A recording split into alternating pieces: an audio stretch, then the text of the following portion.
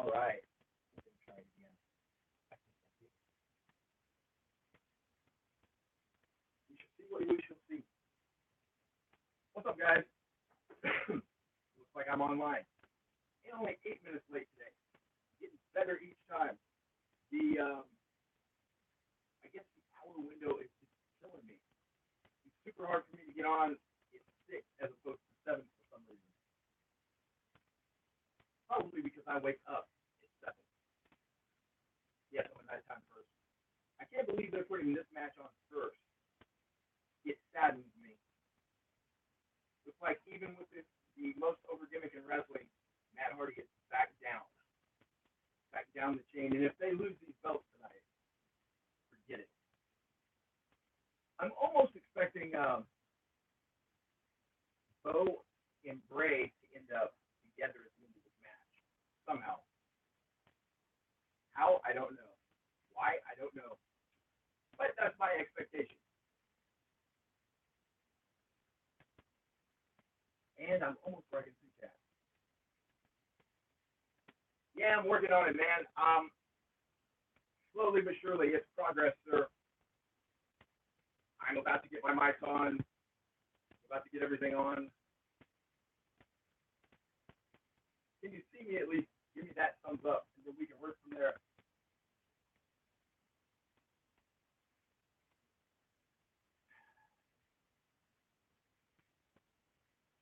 So Matt is in the ring. Bo is getting in the ring.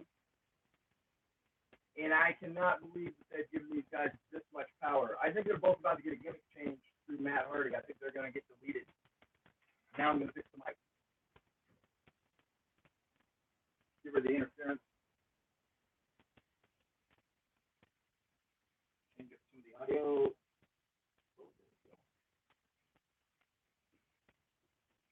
Can you hear me now? Awesome. Who's watching this with me? Are you guys just bored watching a guy watch a pay-per-view, or is anybody watching it for real? I'm already put off by the main event. I don't understand why they don't have AJ at the end of the show defending the belt as opposed to Roman defending. What was that? As opposed to Roman defending, I guess, his honor. Horrible. Sorry, guys, I'm cheating. I'm putting in the commentary. Oh, boy. Put it in, and what do I get? I get Coach.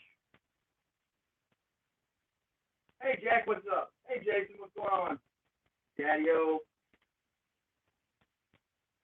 Does anybody give the B team a chance to win this match? I'm concerned that they might. You guys know about Bray Wyatt's recent problems, right? The reason he wasn't on TV, I believe it was week before last, he wrecked on his way to the airport to go to a WWE event, hit somebody head on, and then was found, well, not found guilty, but charged with reckless driving of sorts. I guess he was the one that crossed over the median and hit him head on. I would almost guess he was Texas.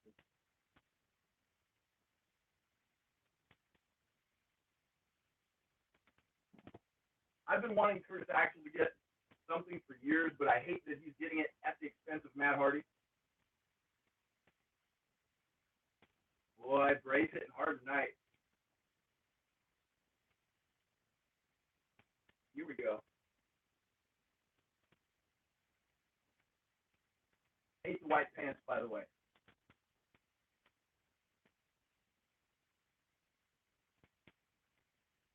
What do you guys think? Are they just going to beat him, and that's going to be it? That would be a real letdown after they pinned Matt Hardy 2 weeks in a row. There's got to be more to this than what we're going to see here.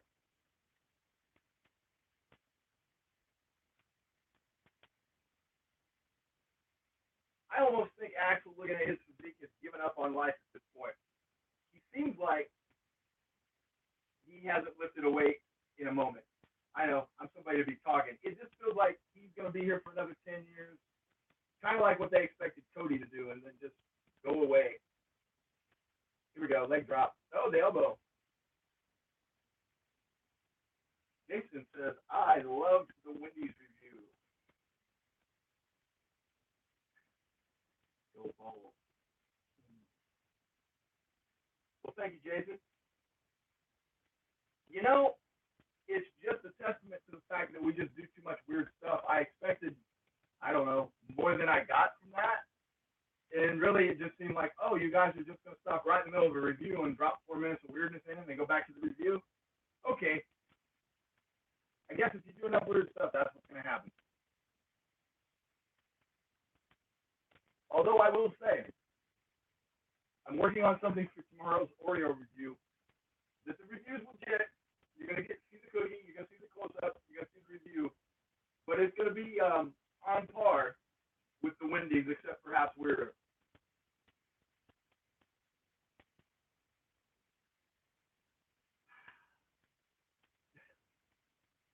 You know, keep going, man. At least you got my comments up, Mr. Nacho Gaming. Just knock yourself out. You know, Jason, I kind of feel you almost have to anymore.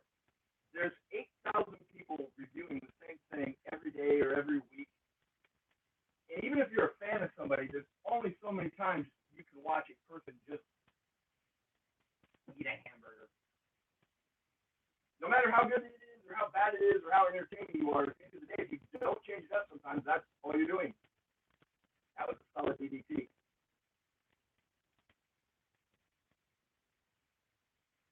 What's up, Baz? You watching this pay-per-view, or you just chilling? I don't know, Jason. That gameplay, the D&D type stuff, Mark Harmon, he's making good money off of that.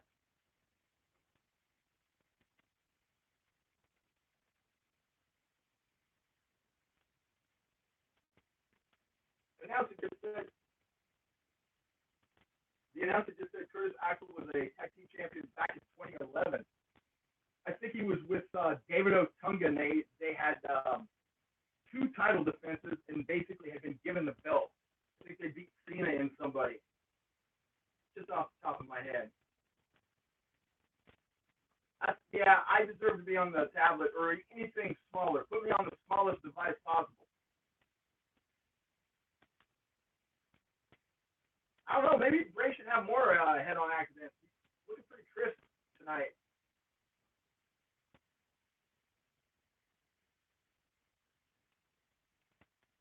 It's always bugged me that they won't even acknowledge that those 2 are brothers in the lead. Nice. You can always tell when Michael Cole learns a new word.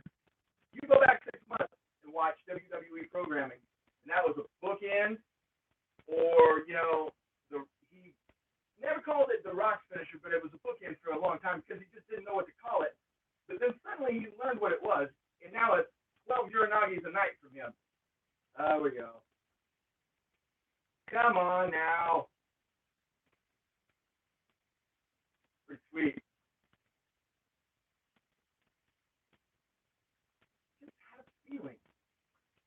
Just had a feeling.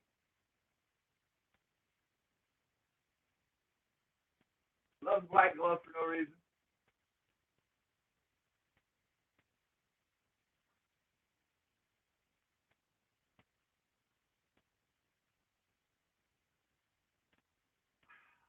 I don't like it particularly, but I'm not going to sit here and gripe about it.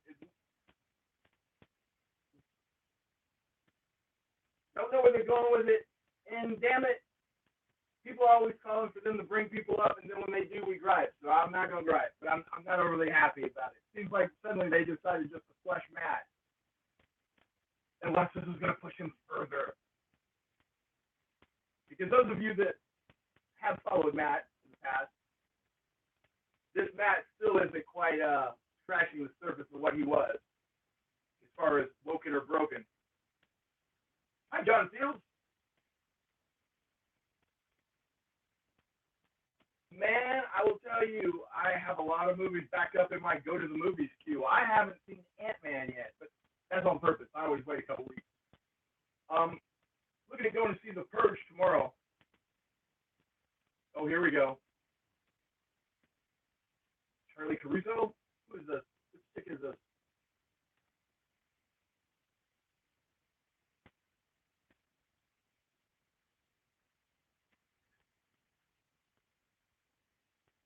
I'm going to use that.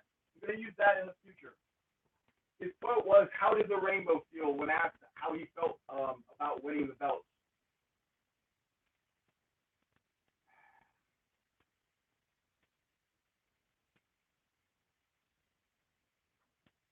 I've heard different things. The critics hated Skyscraper, but I know a couple people who've gone to see it that really liked it.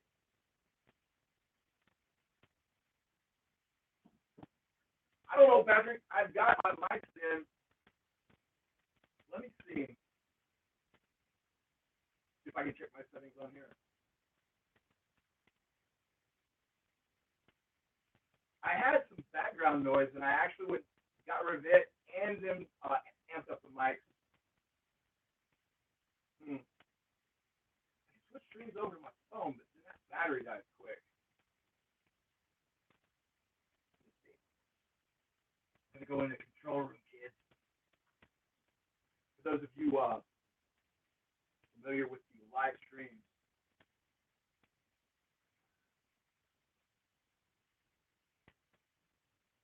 let's try it.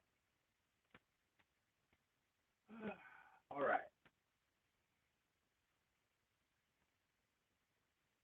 It looks like my stream is actually stream status is real good. Sometimes that affects the sound, but I don't know. Unless the mics are dead.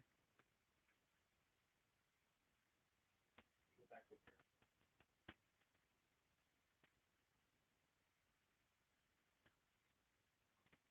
I'll say this: if you're probably trying to listen to me through a laptop, even with mics, it's next to impossible for whatever I'm doing to be picked up.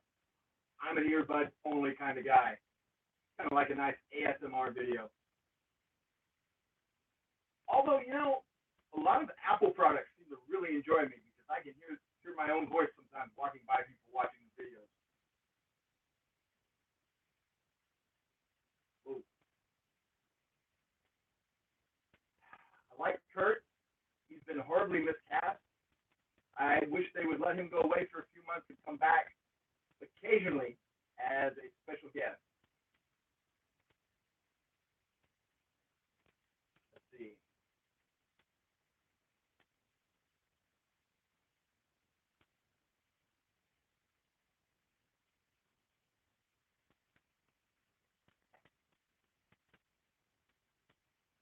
And yes.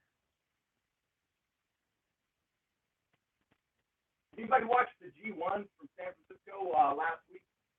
Was it last week? Yeah, the New Japan.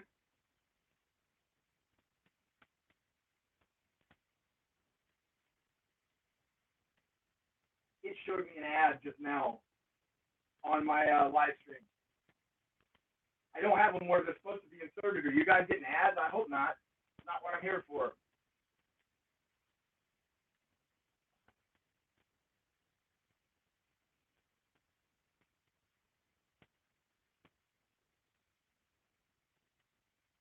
I may just have to pull it and go in with another camera because I've got the mics like right here, like always. I don't know what the issue is with hearing it. Let me think. New Japan was good, better than Raw, so garbage. And again, I'll ask you guys: are you listening to me with earbuds and you can't hear me, or are you trying to listen to me on like a 4-year-old laptop? Because you won't hear me if that's what you're doing. Although, for whatever reason, if we don't have our mute on, this laptop is always loud as hell. You know what I did notice about Hulk Hogan is they put out some BS announcement that he's not banned from the Hall of Fame anymore. I didn't even know he was banned from the Hall of Fame. How does that work? You're in, you're out, you're in? Stupid. He's a character. That's like banning Batman from something if whoever's playing him that week does something wrong. Hey, John, I have no clue where she was at. He doesn't watch wrestling. He never does these with me. Which, if the mics are on the short, you guys are having a hard time hearing me, you would never hear him. Literally have to stick the mic up and then turn up the volume.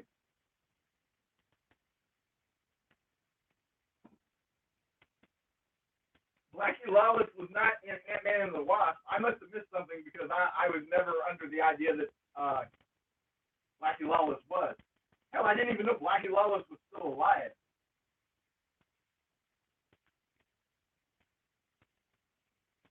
Baron Corbin's coming out, not wearing wrestling clothes. He's doing the Brock Lesnar bounce, and now he's doing the Randy Orton arm thing. Still wearing his vest. I don't get it.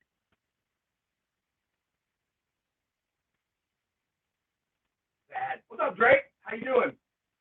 Nice of you take a moment away from your busy life to rub shoulders with us poor people. Let me guess, Drake, you're probably not watching the wrestling pay-per-view tonight.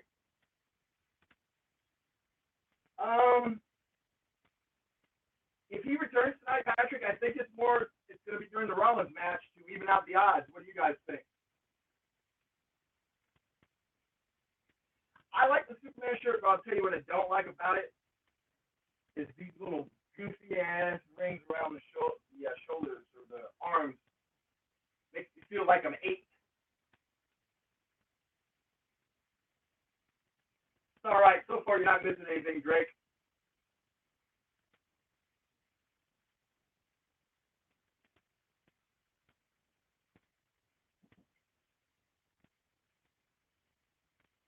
Reviews and close-ups.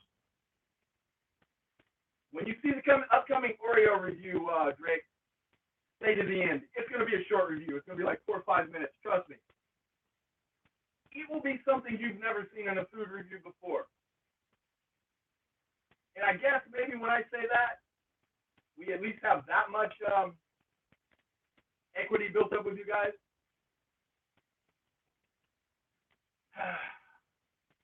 What is Finn? Finn is wearing tinfoil shorts and matching knee pads today. Very silver.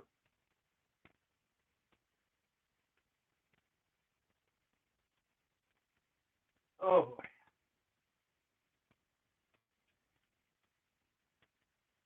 Baron Corbin is a great character as of late, but why have him wrestle? He found his lane. Just let him be a jerk.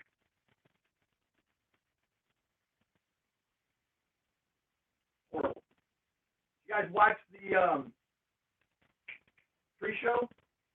I didn't watch the table match. I heard it in the background, but I did watch the match before. Sin Cara and Almas. That was a really good match. I was surprised.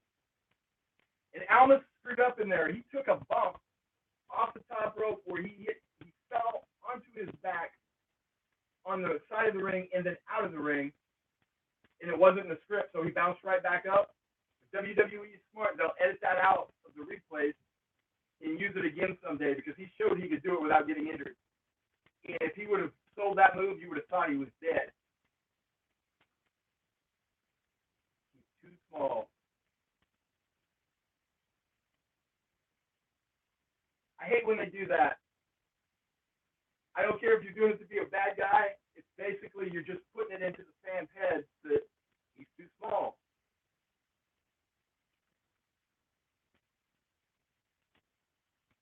I just got another ad. It's so weird.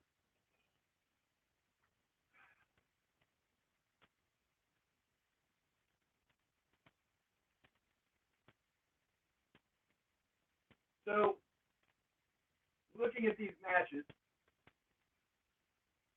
I had a feeling that Matt was going to lose the belt tonight. Logically, there's no logical reason to have Constable Corbin come out and lose. But then again, I think Finn Balor has what? Doesn't he have some kind of undefeated record on pay-per-view? Oops.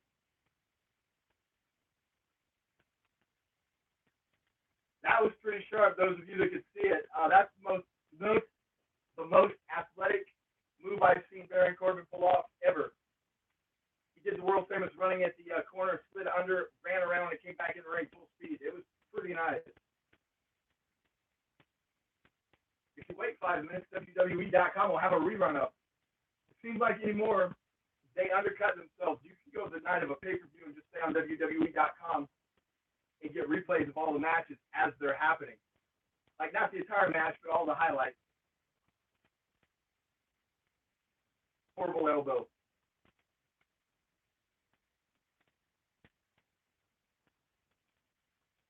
Close, Patrick. He's not banned from WWE. They were banned from mentioning him. He was banned from being mentioned because he wasn't going to be there. That changes minute to minute, though. You are putting that on the whims of Vince McMahon, the same guy that changed the main event for WrestleMania in the middle of the match. No, he's not out. 2, no.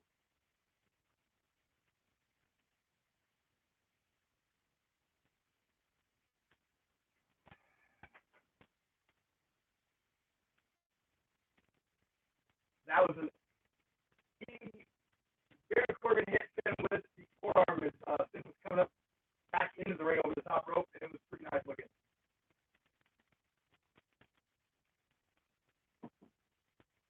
Normally, I would say that a lot of this is Finn Balor, but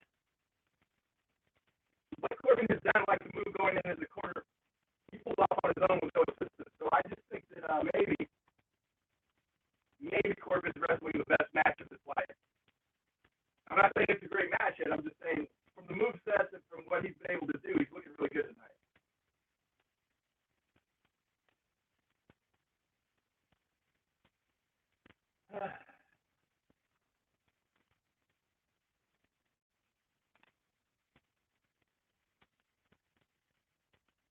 Nice forearm. I understand why they don't do it, but the one thing that I do like about New Japan, definitely over WWE, is the move sets are different. It's from the standpoint that wrestlers have a bigger move set. In WWE, they have 30. In New Japan, they have 90, and they don't use them every match. They use them every third or fourth match. Like, if you go back and, go look up Finn Balor right now, just type in something like top 100 moves of Finn Balor, there's 40 moves on there that he used to use routinely that you don't see him use anymore, that you've never seen him use in WWE, because they like a small move set, which makes for boring matches.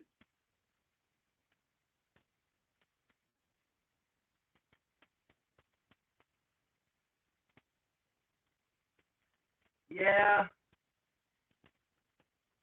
Doesn't feel like they aren't saying it, but they've just made Roman a complete heel. Like, I understand people booed him before. Hell, I booed him before. But when the last couple of weeks, he's just been unbearable. It's on purpose.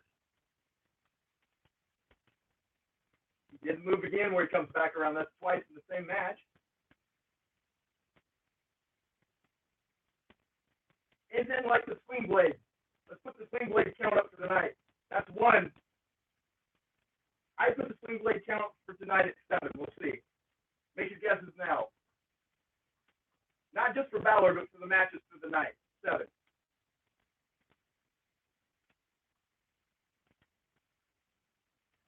When he was slapping the mat, did he just yell, Benoit?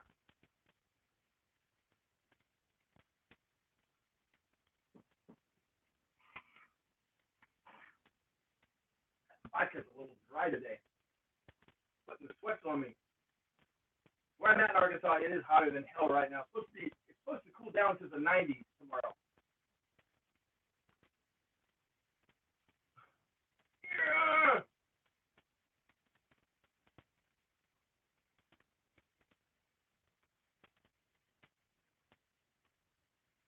I have my co-host checking from the other room, and he says that my sound has improved.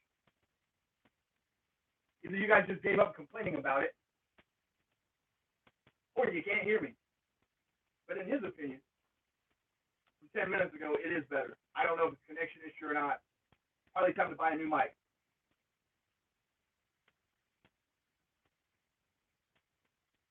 Use the oldest trick in the book. I don't think he's going to hit it.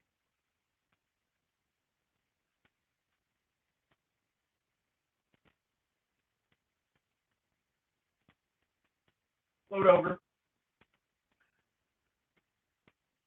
I was just complaining that they don't do things I don't see. Maybe he's done it many times and I just never noticed it. But that was a float over roll up. He had him set for the float over DDT like The Rock used to do perfectly, and then rolled him up.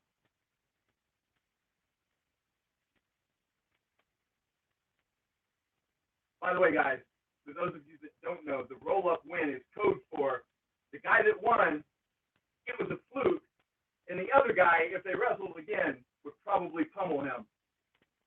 It's almost a loss when you win by a roll-up in the WWE.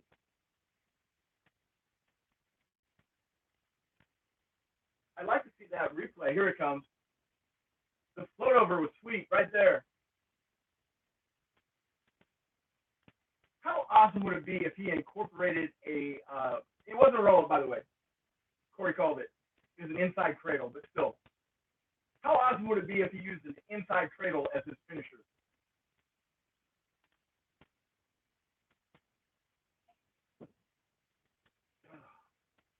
Harsh.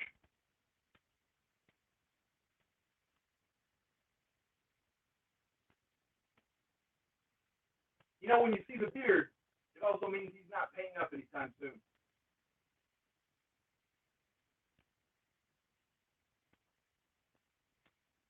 Intermission. I'll be back in 2 minutes. Talk amongst yourselves.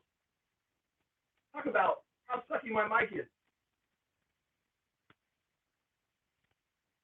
Yeah, and here's what they're going to do with Asuka. They're going to kill her, and then they're going to give her the belt, which is what they always do with people. Like, I'm trying to think of another example of somebody that's on the card now. Rusev. They will kill Rusev deader than dog shit, and then give him the belt and say, see, he didn't get over. Oh, I'm leaving it a good time. It's Brian Saxton.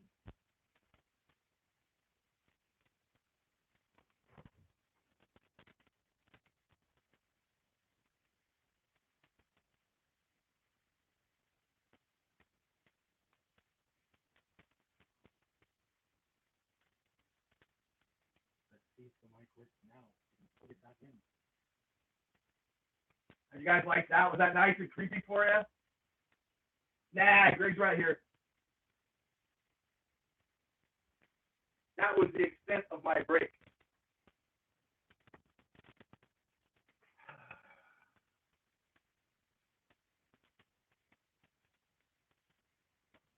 Never forget, The Rock beat one of the Bludgeon Brothers at WrestleMania in 13 seconds.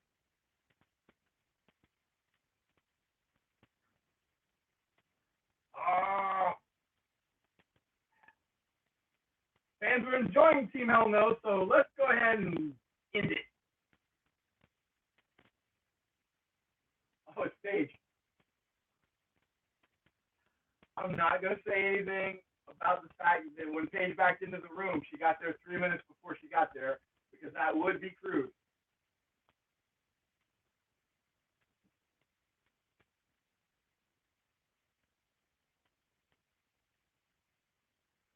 The mallet. This is what we've come to. It was a ridiculous shot with the mallet, folks.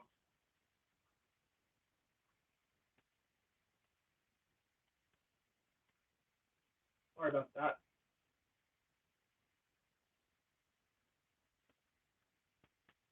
That would tie in with your Asuka comment. I was wondering. I thought that was going to be later.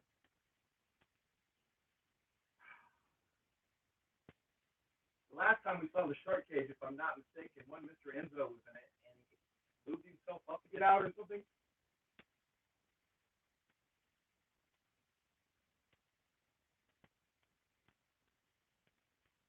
The one thing I'll say, though, and this will garner some hate from people, they killed Carmella better than, before she got the belt. But if you put her in a vacuum and didn't know, like if you watched her match with Charlotte Flair and just thought that she was supposed to be there, she was all right. She's pulling off the moves. But once again, they had killed her for 6 months. She hadn't won anything, and then they put the belt on her.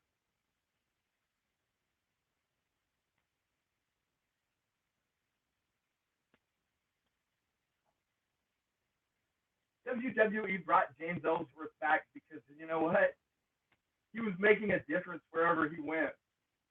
If you go to the NWA, yes, they still exist. If you go to their webpage and look at their videos, the most popular video they have is James Ellsworth challenging for the title. I think by this point probably has 1 million views. They pulled that on the back of the name of James Ellsworth.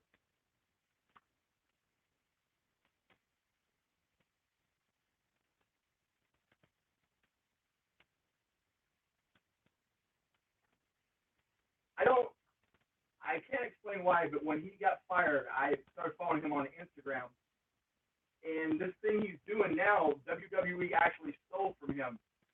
He went and created his own belt. It was half pink and half blue, and he was doing the Andy Kaufman intergender bit where he wrestled women.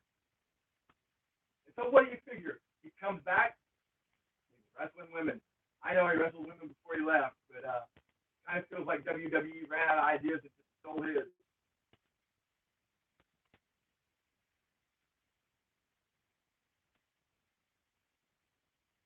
Also, how weird is it that when Big Cass gets fired, Ellsworth is back basically the day before?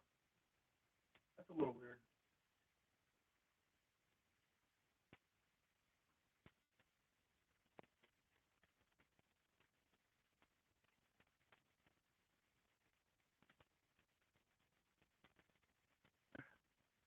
Have you guys heard the rumor that they're going to do a women's only pay-per-view coming up?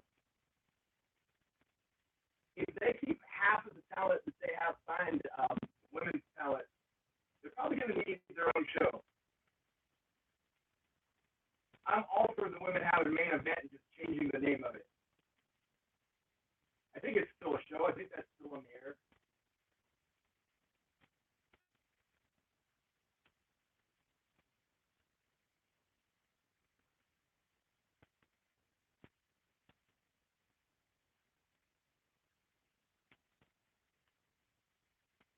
Shark Cage.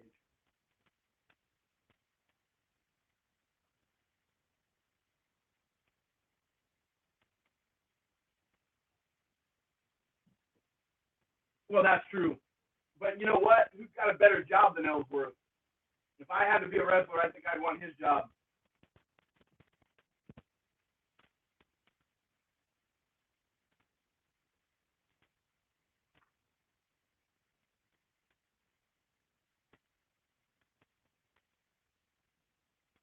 It won't happen. But the way to get some back for Oscar would be to have her come out and win this match in like 5 seconds, 10 seconds. One move or something, and then just. That would give Carmella a good reason to be bitter, as opposed to just her usual reasons.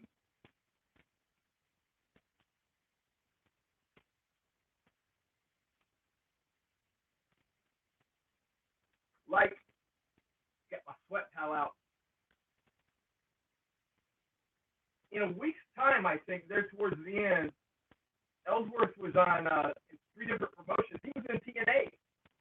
One of their one night only, I guess it's not a pay-per-view. If you have their network, they put on wannabe pay-per-views. He was on there, and I think maybe he was on one episode of Impact. Maybe it hasn't aired yet.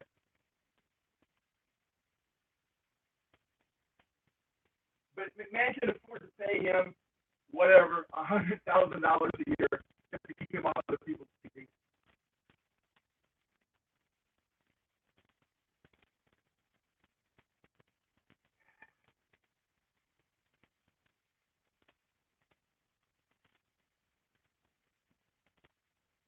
That's Rollins. I heard that.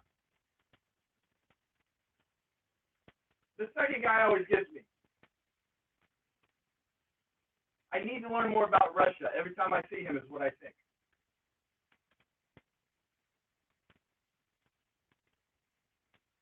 There's Funaki. That's all I care about. That's all any of us care about. Now that we've seen Funaki, they can just go back to the match.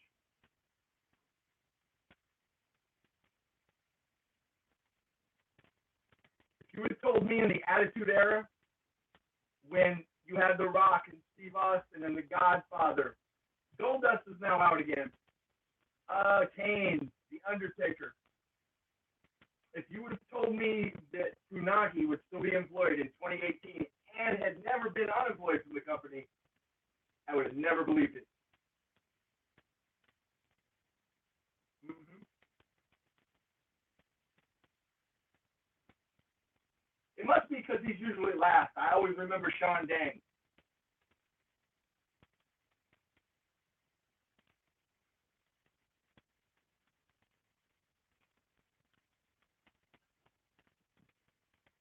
People always complain about the wrestling in the Attitude Era. The the matches now are better, but they feel faker. And I use the word fake. They're way more choreographed now. It used to be always more like just awful wreck. Of course, no more headshots. A lot of stuff they could do, they shouldn't do anymore. But the characters were a lot better. And it wasn't just because they could cuss. I think it was just they had better characters overall.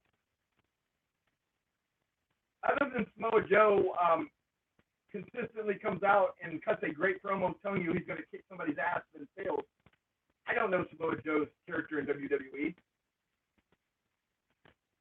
But you could take anybody in the Attitude Era, even like the least guy on the Funaki. He had a character.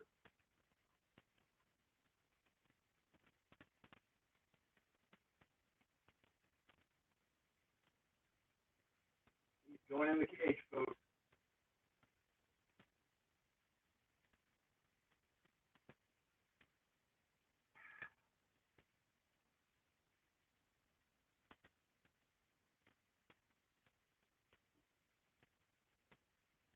Everybody that's ever seen one of these, you only have to see one to know that they never check the guys for weapons.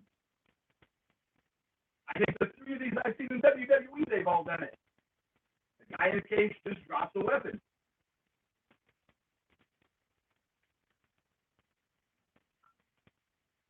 Now, I think 2 out of the 3 times the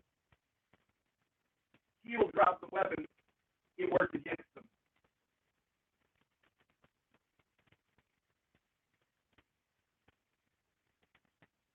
I used to prefer, go back and find some of the, if you've got the network, go back and look at those early NWA pay-per-views or WCW pay-per-views where they would put Jim Cornette up in one of those, but it would be a single rope in the middle of it, so there was no stability. He would swing wildly above the crowd, dangerously. It was much more entertaining then, because it always had an element that he had just suddenly dropped to his death.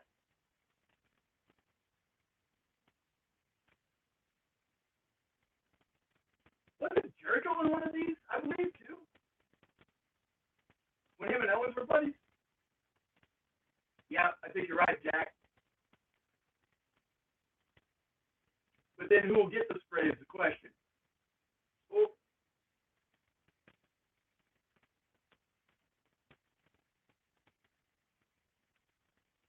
I apologize for the moments I occasionally go silent. It means I'm actually watching.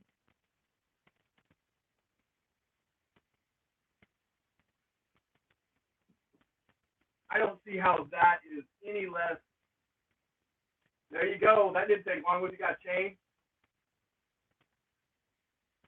Okay, here's going to be the bit. He's going to drop like 50 things. She won't get any of them. It's so early in the match. That's one.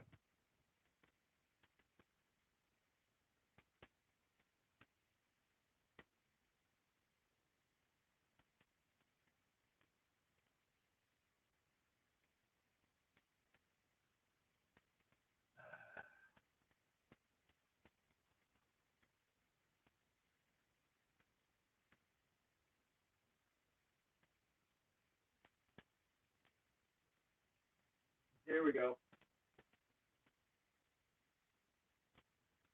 Now, come on. How's that King still in the ring? That guy's an awful referee. That referee's a jerk. He's the same one that took like 45 minutes when she tried to cash in. That's 2 items.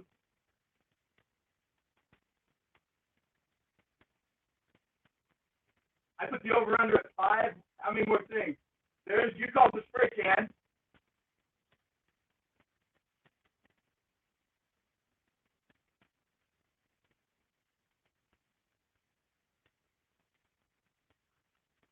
What Ellsworth going to drop next?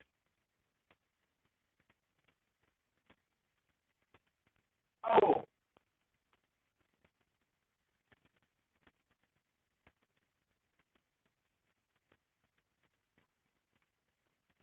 that wasn't cool.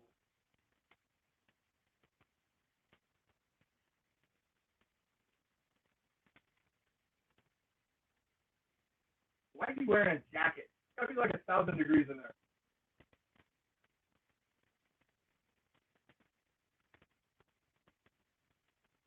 Uh-oh.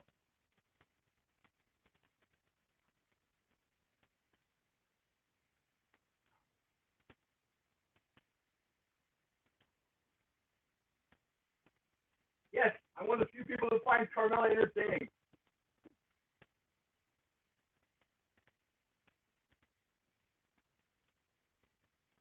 What's Ellsworth? Now Ellsworth is picking the lock.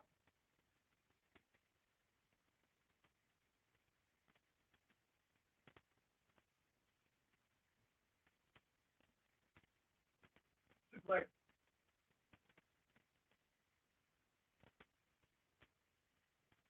if he gets the thing open, what's he gonna do?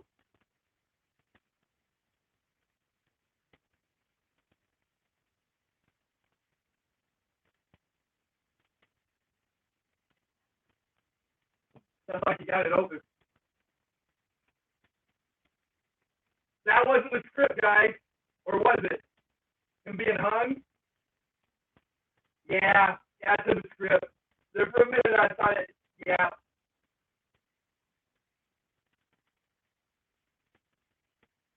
She's gonna kick the crap out of him now.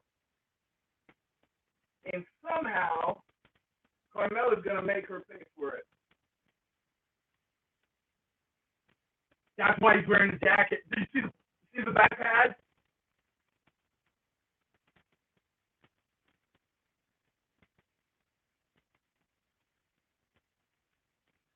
That wasn't to protect him from the kicks, it's to protect him from hanging.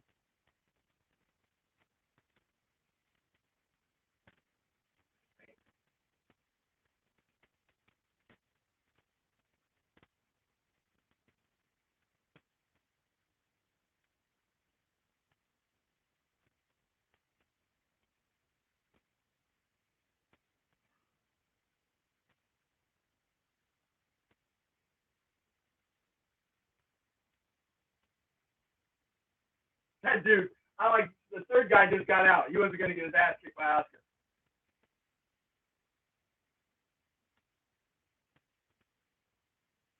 She's kicking him in the glute. Hard.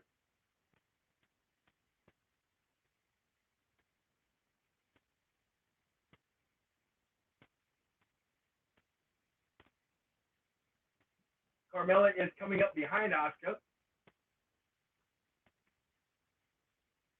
Off the cage.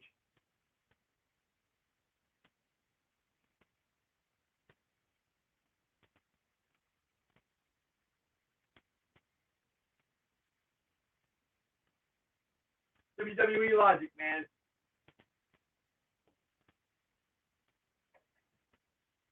Still better than the Roman Reigns match later tonight.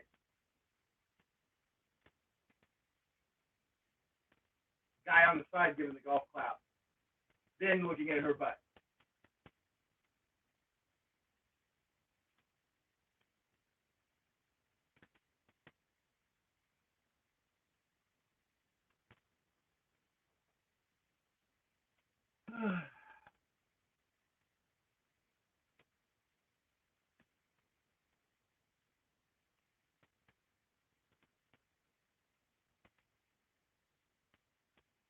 Anybody know what the next match is? I guess I could just go over here and look.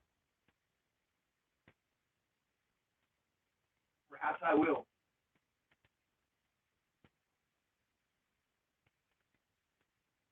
The guy that runs away from Asuka, my favorite person in the pay-per-view. Oh, now he just, that wasn't a replay. He got kicked that time. Run, James.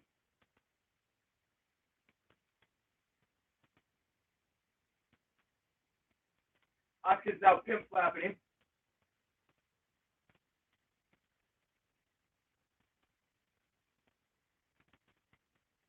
Uh-oh, suplex. Nicely done. Second German. Kick to the head. What you gonna do next?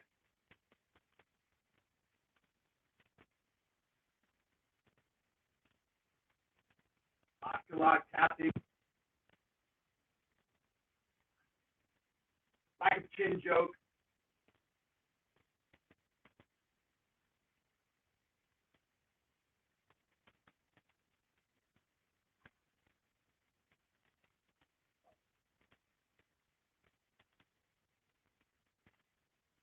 SummerSlam should get the belt.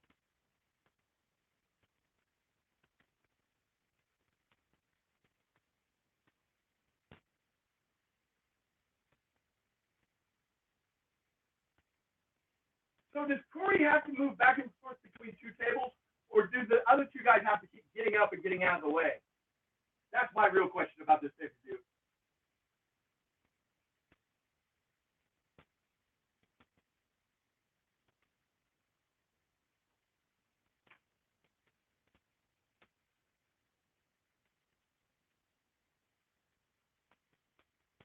Horrible.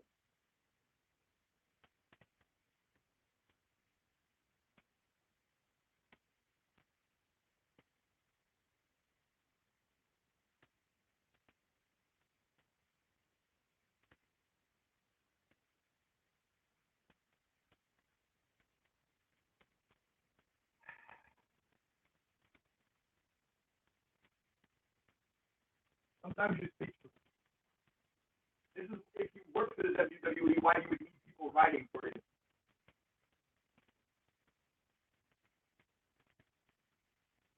I would love to see Becky Lynch win the belt.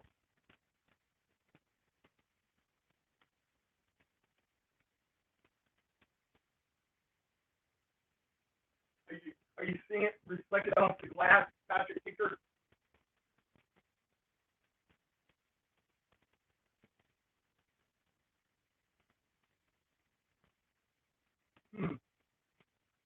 I wonder.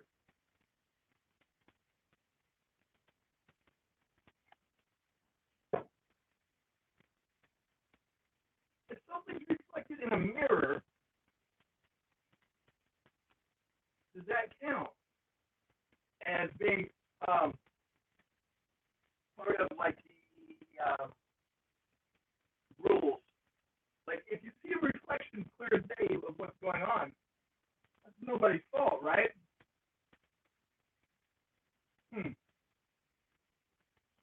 Only I had a mirror. I'm thinking.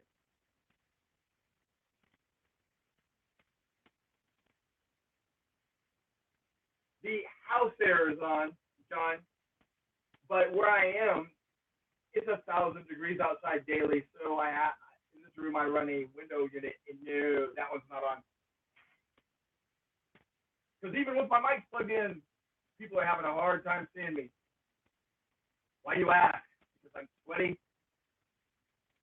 If I had 3 air conditioners blowing on me, and I'm talking this much, I'd still sweat. Because I'm fat.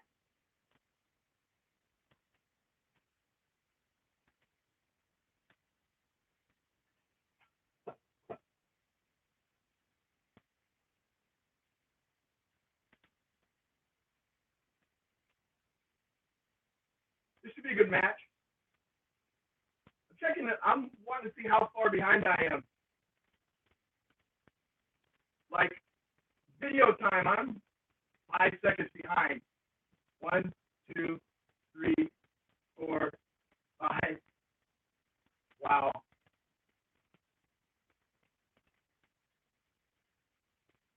John has me concerned. Perhaps I should get a mirror so I know how I look. I'll be right back.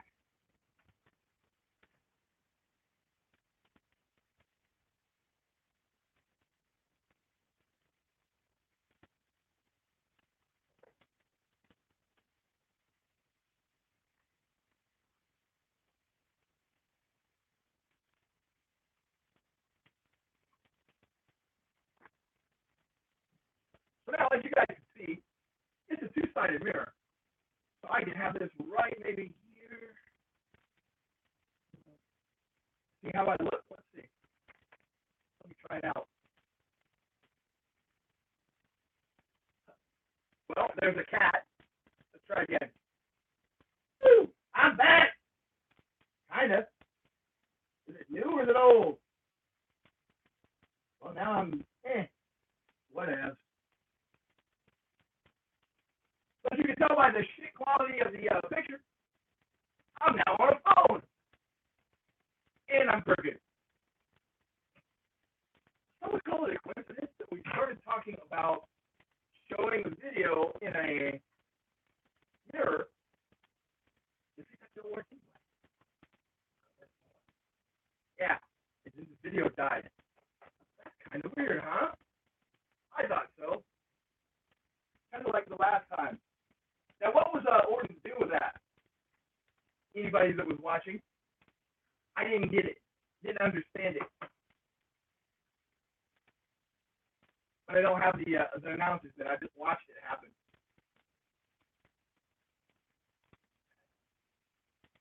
The only person to turn heel more than the Big Show, Randy Orton.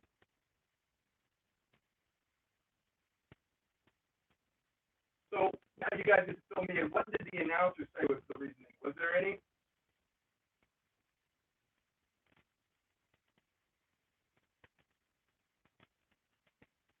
And can you hear me any better at least? If my video quality is going to go down, did my audio quality go up?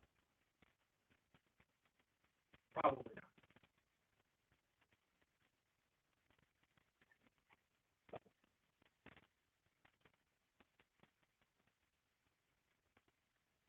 I wouldn't watch Miz and Mrs. if my life depended on it. My hand.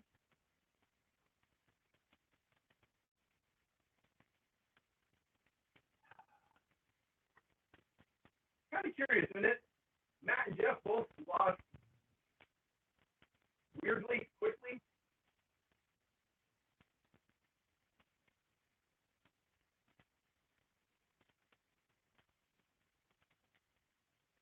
I wonder if Jeff's injured again, or maybe he's in trouble again, because that was just,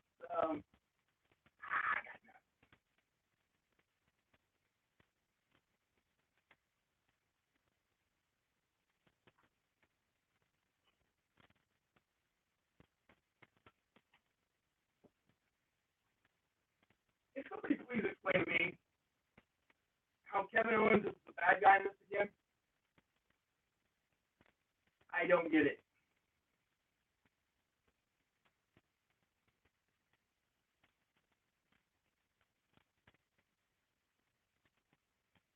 Kevin Owens is currently the biggest wasted talent in the WWE. I know, Mojo, but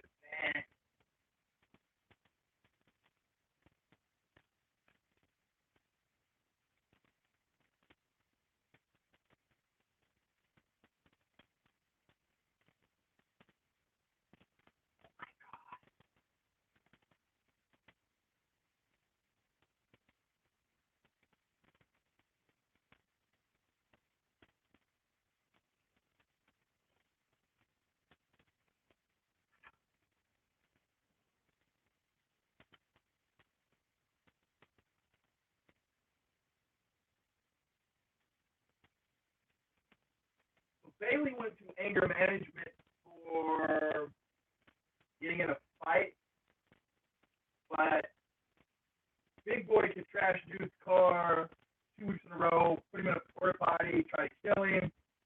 No anger management. That's not poor management. It's very sexist. Women can't control themselves and need counseling, where Ron, who can attempt to kill people many times, doesn't need any counseling at all. I don't understand it.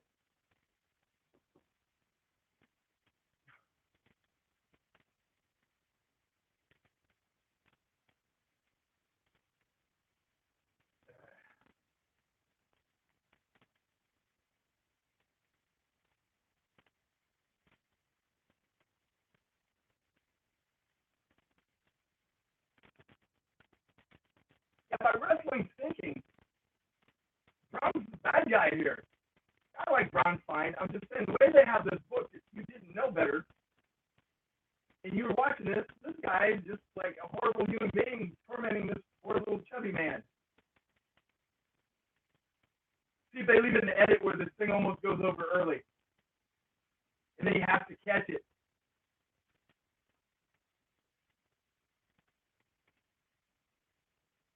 Well, that phone makes a difference in the video. Nah, they cut it out.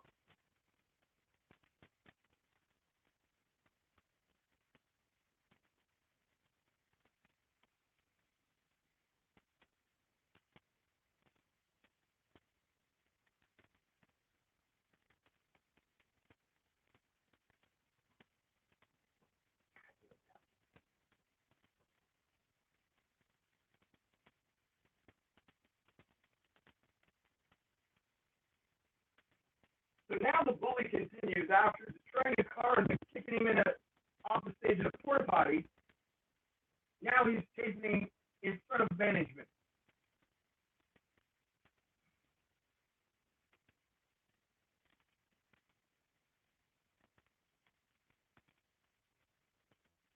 You know they can't do the ending where Owens gets thrown through the cage because they just did that with the greatest Royal Rumble.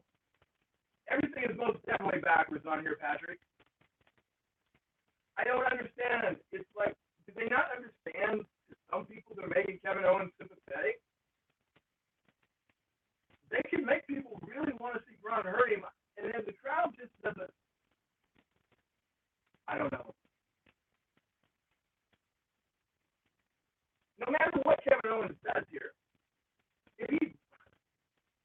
if he has a ton of bricks in the ceiling and drops them once Braun gets in the cage, you can almost say he's justified. But hell out. I mean, I wouldn't fight this big burly bastard. Shoot a bazooka at him or something.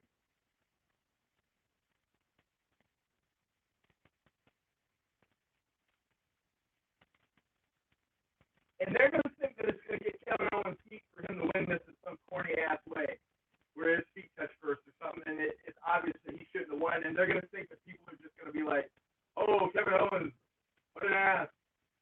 I won't be able to be like, good, now run away from this big bastard.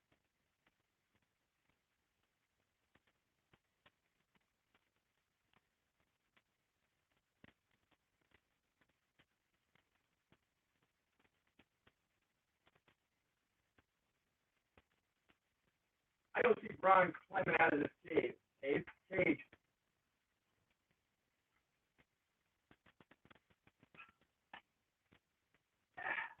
I could start him to kick in at least.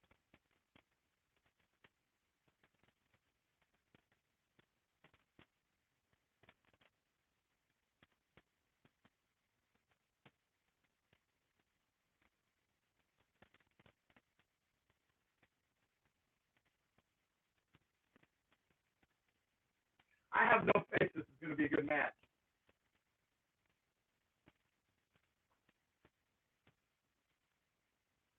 I don't know how it's going to be a good match. Owens can't. How's Owens going to get any offense on him? Braun's not going to, sell anything.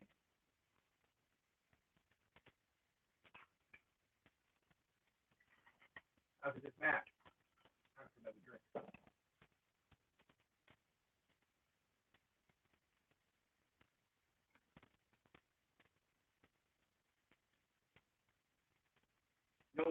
You know what would be unexpected? Is Sammy ain't coming back. Chris Jericho, the Intercontinental Champion. No one guy, the other Intercontinental Champion.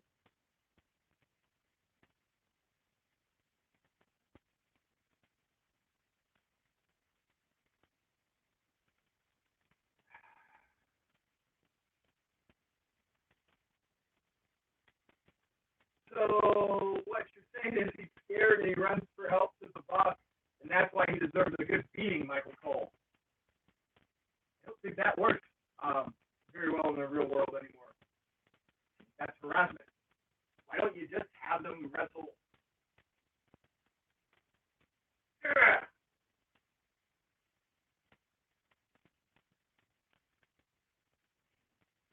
good match, guys, but come on. If there is a good match, it's going to be because Kevin Owens got tossed around like a rag doll.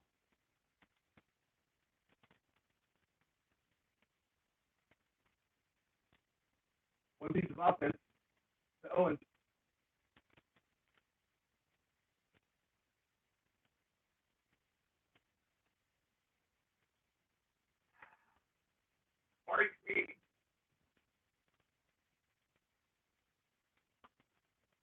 Dude, you're like 500 feet bigger than him. Yeah, see? There you go. Now, how are you not going to root for Owens? How are you going to get through this?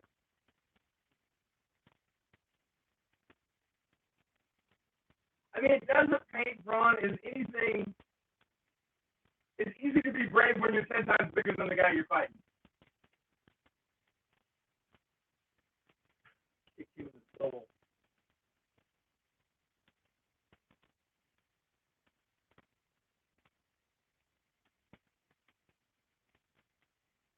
Handcuffing.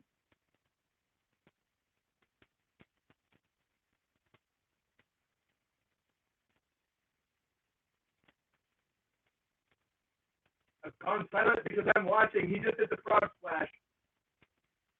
Kevin Owens buys a key.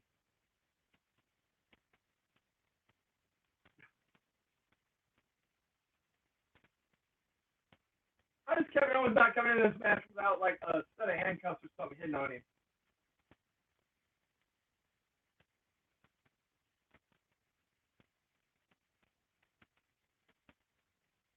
I hate this escape the cage crap through the door. That's a WWF, WWE, like, they used to put people in cages to keep people out, and that's the reason the cage existed. You beat each other bloody until somebody won.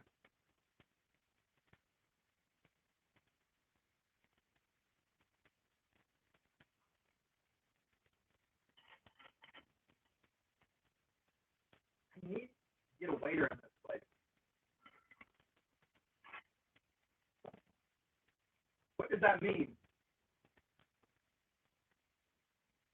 Corey caught him. Coach just said, how different is this Braun Strowman? I was thinking, that's very different.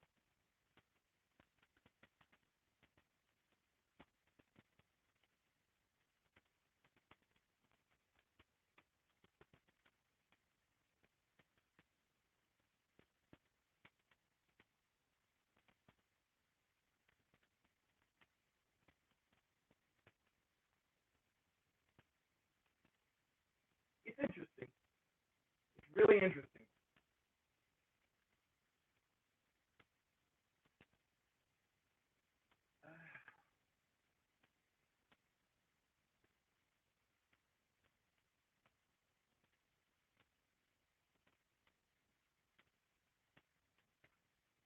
You guys watch. Roman won't be able to get this kind of reaction no matter what he does tonight.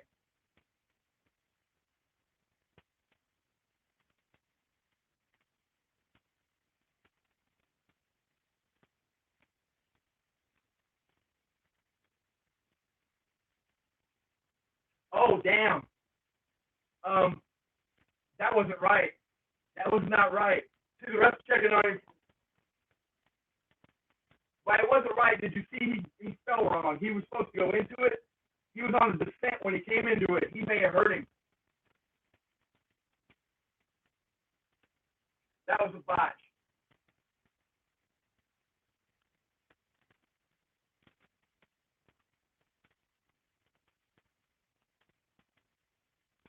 You notice no replay.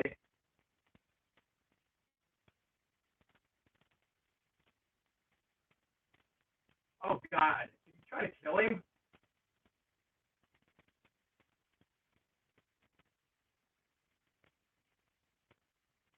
Stunner.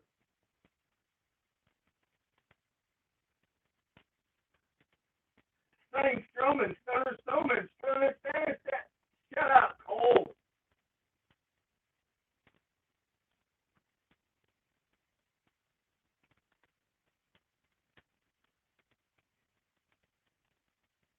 Generally, when it takes by about the 90-minute mark in a 3-hour show, Coach starts to sound like Kermit the Frog.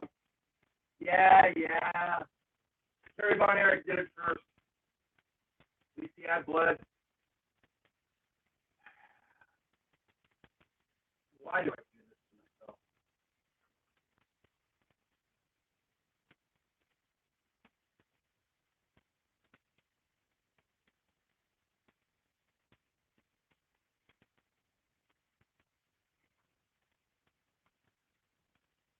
What did you guys expect? Come on.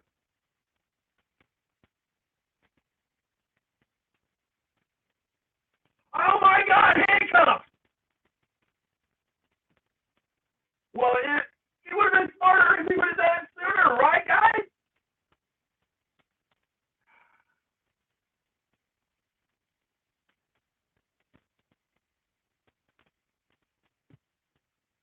Kick him in the neck.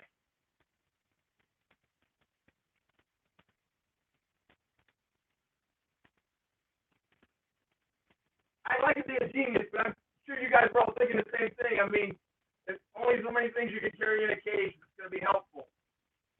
It's just weird it took him so long, right?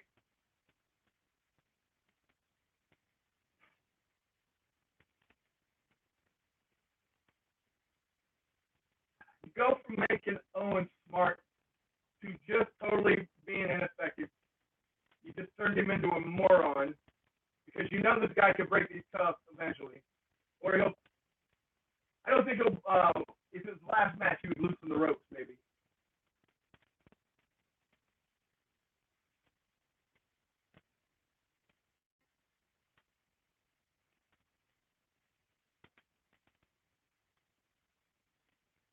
Yes. Should have waited till you got on the other side of the cage, Kevin.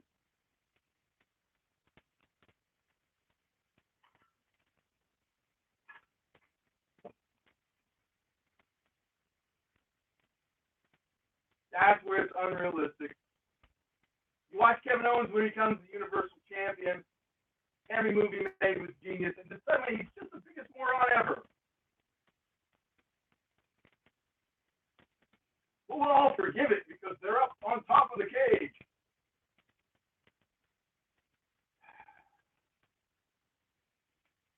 Don't kill him. My God, that man has a child. He's got a family, King. God is my witness, he's broken in half.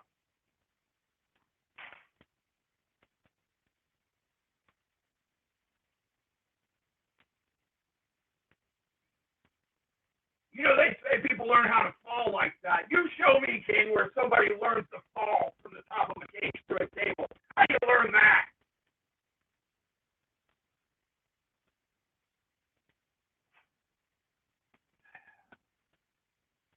Yes, very impressive. We couldn't have got that same spot in using logic, though. No. Kevin Owens had to become the biggest idiot in the history of, well, never mind, it's WWE. There's 3 more idiots coming. But he had to become a big idiot.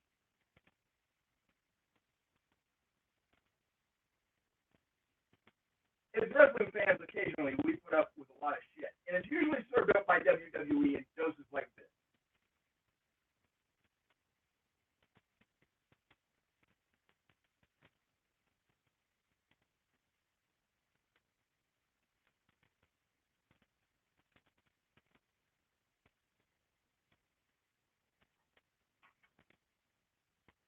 And you've got a guy known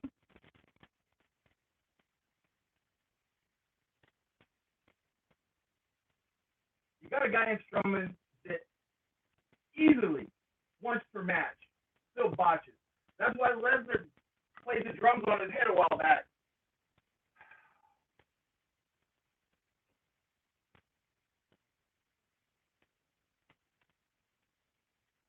Good Lord. That's insanely dangerous and not even worth it.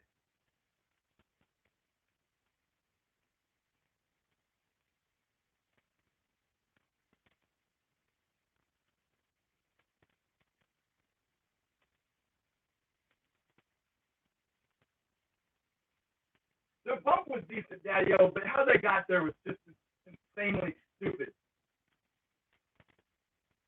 You cuff this guy who's known for his piece of strength with one handcuff. He can do anything. He can lift an ambulance and throw it on people. But the handcuff's going to hold, so you're going to taunt him for 5 minutes before you get out. How hard would it have been just for him to cuff him and to start climbing and then break it? Then you don't make Kevin Owens the world's biggest moron on top of throwing him off the cage. It actually takes away from Strowman because he didn't beat a worthy opponent. He beat a moron.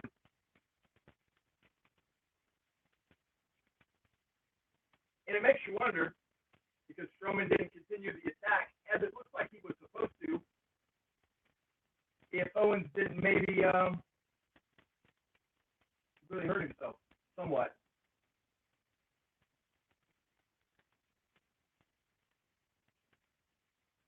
Yeah, I don't like it. Didn't like it. Hell of a bump if he's fine, but why risk it for such a nothing pay-per-view with nothing going on with bad logic? Make it mean something.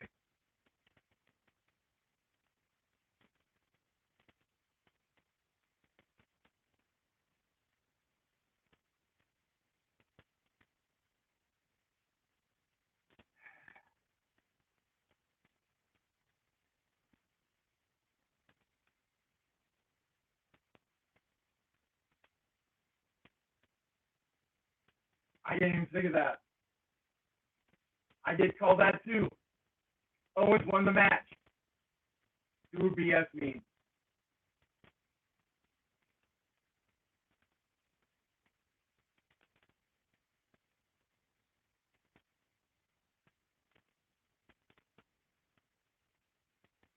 If Strowman gives him an attack in here, we know he's fine. But if there's nothing else for the rest of the night on this, if he doesn't get knocked off that stretcher, he may be hurt.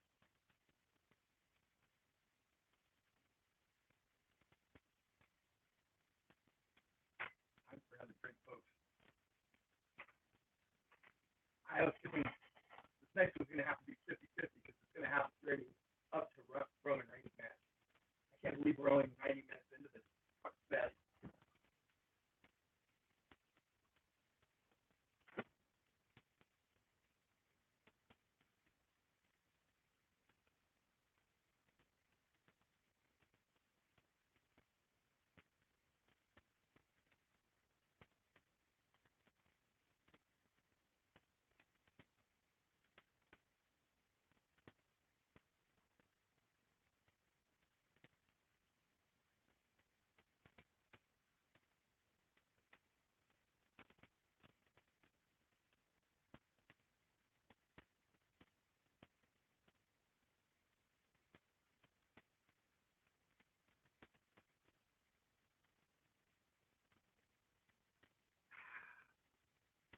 Little drinky drink.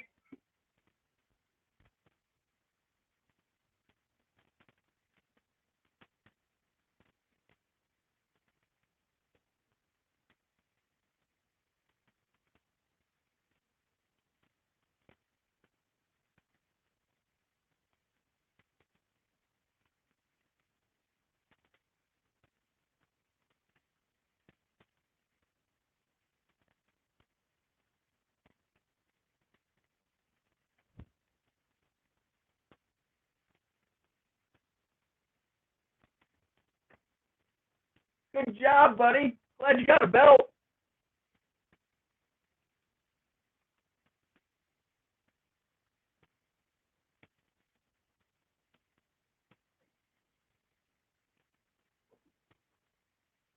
Oh, it's Randy Orton. Oh, ooh, Randy Orton.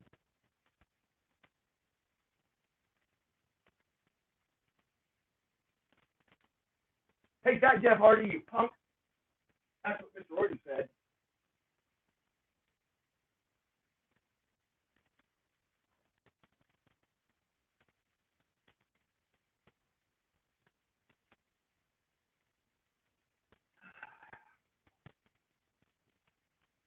Yeah, Randy Orton heel turn, much like anything else so far in this pay-per-view. It's weird how they can go from one where everything kind of makes sense, like Money in the Bank I thought was the best pay-per-view of the year. This And so we already know this match is just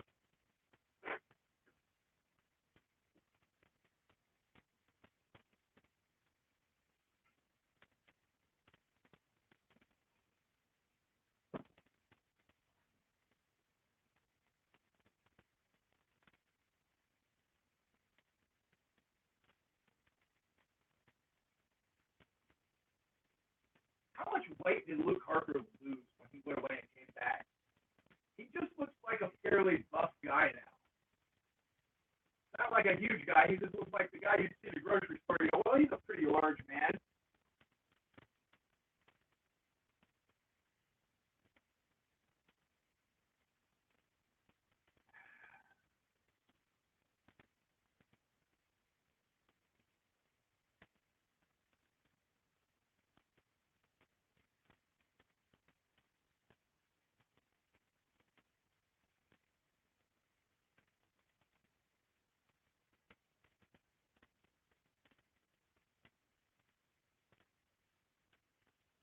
They're showing a Bludgeon Brothers promo. You guys like to talk about something like, I don't know, Rainbow Bright, My Little Pony, something interesting? I don't know, old G.I. Joe episodes, anything but the Bludgeon Brothers.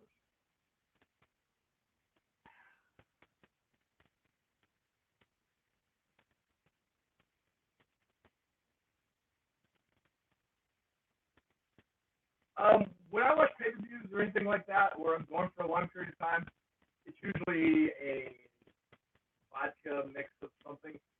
Today, it's the devil's drink, vodka and Mountain Dew. Personally, if I'm watching on my own time, beer's the way to go. But once I hit the magic number of 6, there's a lot of bathroom breaks.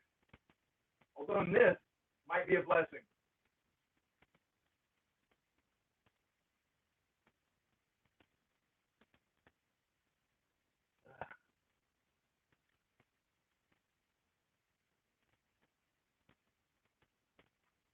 Don't go above 80 proof. Take janky. 80 proof's about perfect for that.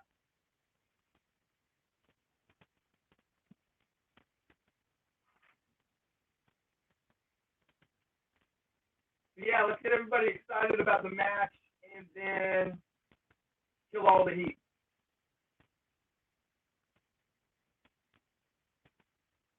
Well, now, you know, if Triple H was here, he would say something like, hey, you know, your typical internet fan, they don't understand that we were creating some heat for Bryan and Kane by injuring them for the match. We weren't limiting what their moveset would be or anything like that. Yeah. Why are we watching this promo? He had just killed him a minute ago.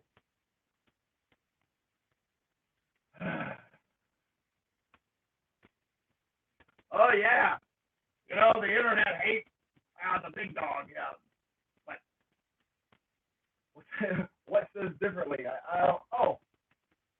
His merch. He's got huge merch sales. Well, how about you let us see that sales list of merch that he's selling? Who's number one?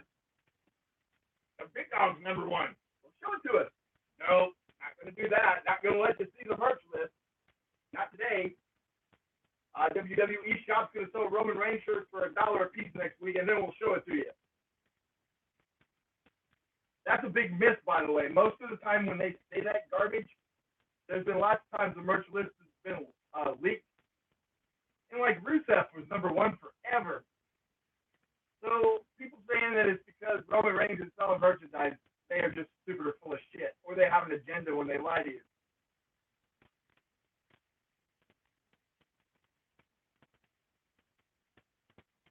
WWE Wrestling is the only entity in sports, entertainment, or business that gets by in spite of itself.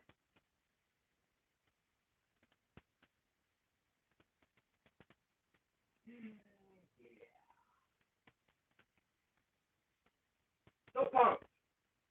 Not at full power, so he gets to start the match half-assed. That's great. One match we all waited for, and he's less than 100%.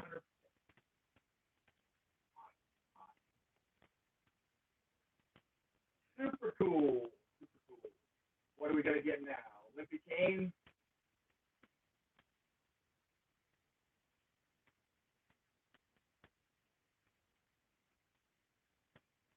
Yeah, one day Vince will die. Not wishing it on him, but one day he will.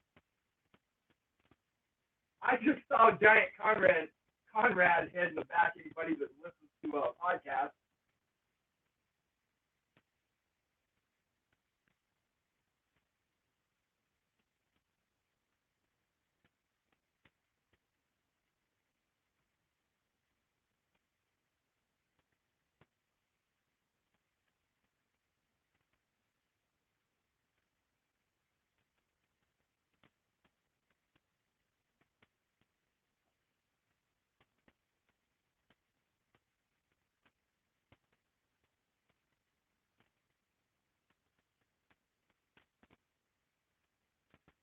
Legend Brothers.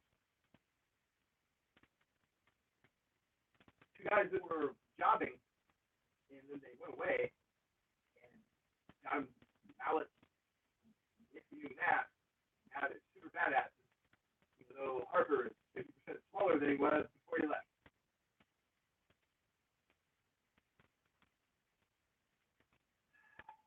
Yeah, so many of these guys will be doing better.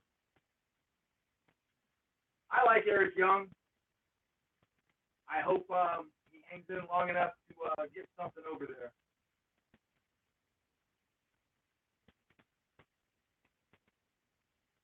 You know what my dream weird match is? This match nobody else wants to see. Because nobody watches TNA. But when Daniel Bryan was champion, they had Eric Young grow a beard and beat their Daniel Bryan. I would love to see those two have a pay-per-view match for no reason, just to see it.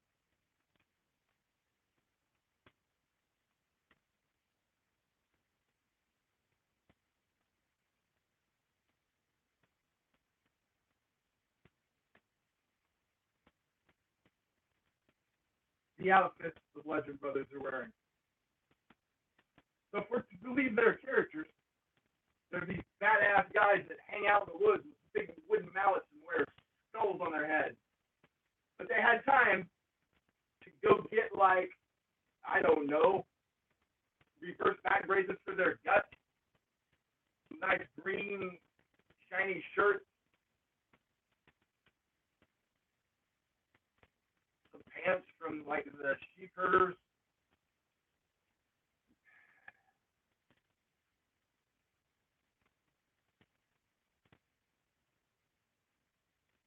MLW Wrestling is on YouTube. If you guys check that out, it's also in BN Sports, on BN Sports, but that's a network nobody gets. But I think they have the first 12 episodes up for free. And it's pretty damn good if you haven't seen it. MLW Wrestling. They actually do more sport-based type style.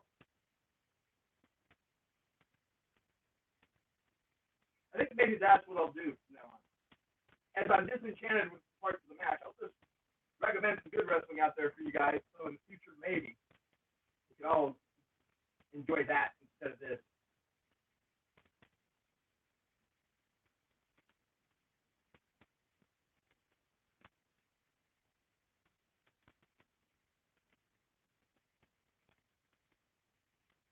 Another thing you guys can look up if you want to see some good wrestling when you're bored. Go find Dean Ambrose when he was John Moxley fighting Harper in CZW. It's all over YouTube. If you haven't just accidentally run across it, go look for it. It will make you appreciate what they can't do here. Yeah, man, the UK right now, you guys are red hot. Holy hell. You guys have more wrestling there maybe than you've had ever, even when it was big. You got World of Sports starting back up, I think. And then you've got the NXT. I don't know if ICW makes it over there where you're at, but I know in that part of the world. I'm far from it.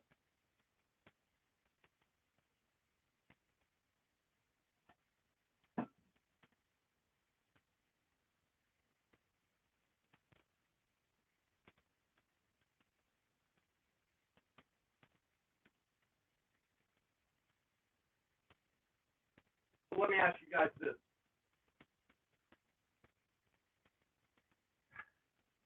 They can't get Roman Reigns over to save his life. Why wouldn't they show backstage and have Roman Reigns walk by a monitor and see Daniel Bryan out here just getting his ass beat? And even though he has to fight Bobby Lashley, have him come out and help. And then he goes on and fights Bobby Lashley in a really good match and loses. Why wouldn't you do something like that? Why couldn't you build a guy to make people cheer in that way? Doesn't seem like it's rocket science.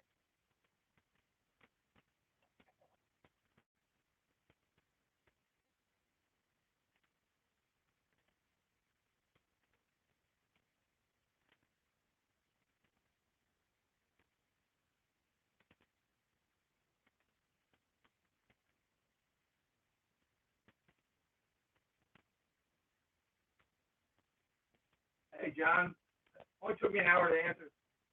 Yes, that's plenty of Fireball in my time. If it's an alcohol, I'll probably drink it. Fireball in the South is kind of a thing.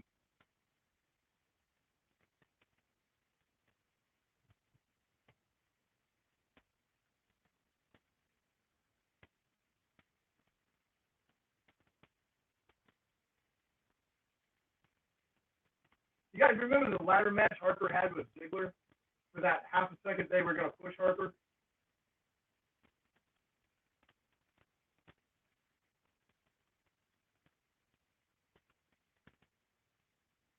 He's going to wiggle free.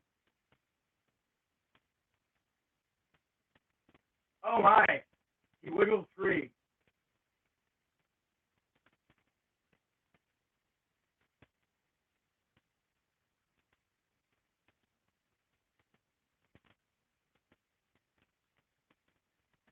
Kane's going to come down and get the pin.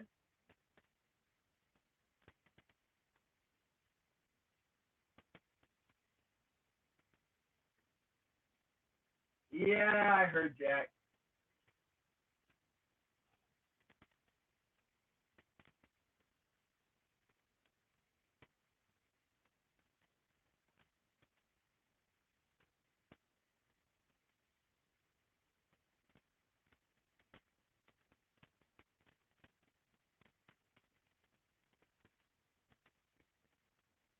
He's not trying to help Daniel Bryan.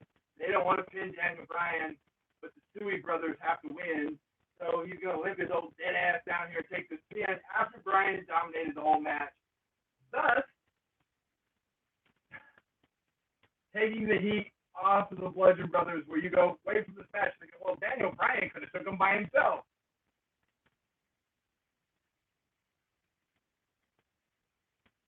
Who books this shit?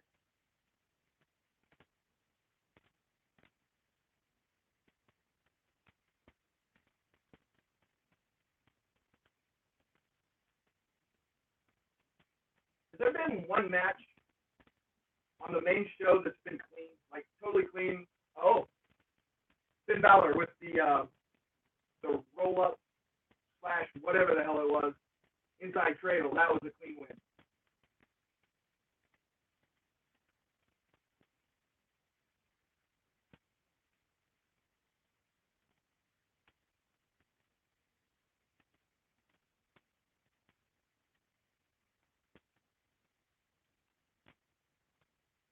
Well, see, the thing was though they were over. People want to see Team Hell No. Why get people pumped and then yank it away from them again? Just don't do it.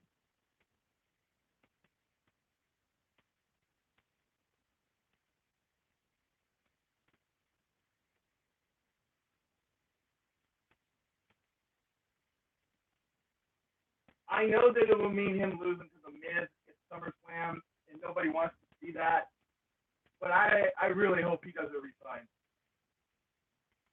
I hope he goes the Cody Rhodes route.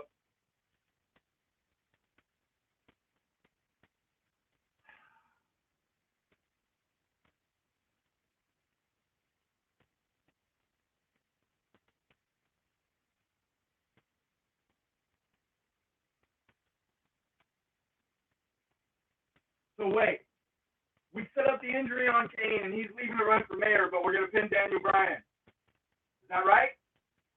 Okay. Okay. Okay.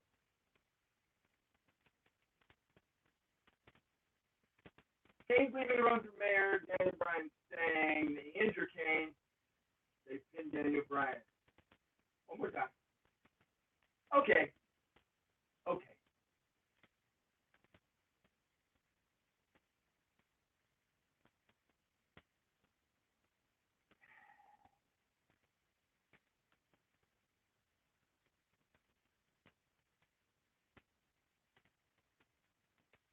I tell you what, watching these and like talking about them as you watch makes you realize, by and large, they really suck.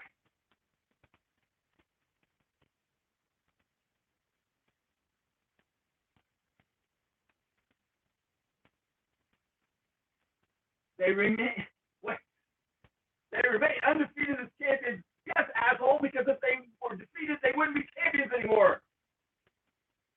Well, actually, Greg, they could lose by disqualification. Shut up.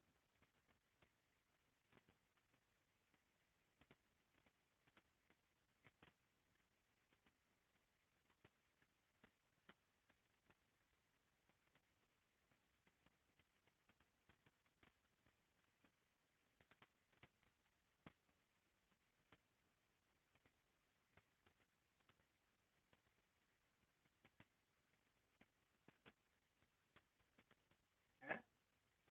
Huh? They don't give the fans any reason to cheer him. God forbid people cheer Roman Reigns. He could be at least bit nice. No, don't give him any chance to be cheered. And then wonder why people don't like him.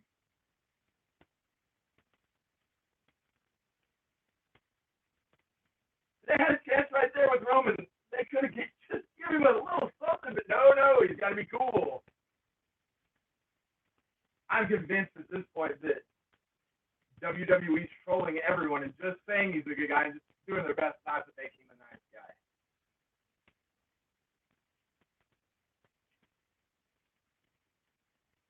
That's interesting. So he's not going on last.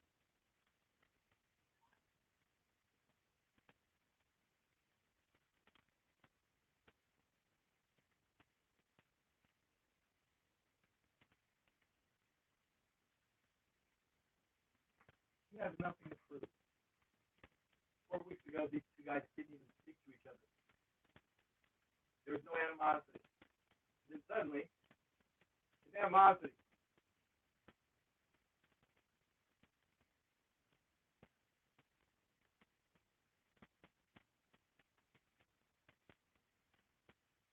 And then to build a match, make us want to see this match, you had Roman Reigns basically say that Bobby Lashley's worthless and has done nothing for the last 10 years. And then Bobby Lashley reported by what we already know, Reigns sucks. So at the end of the day, whoever wins this match won't have beaten anyone. They'll have beaten somebody that was worthless and sucks, thus not doing them any good.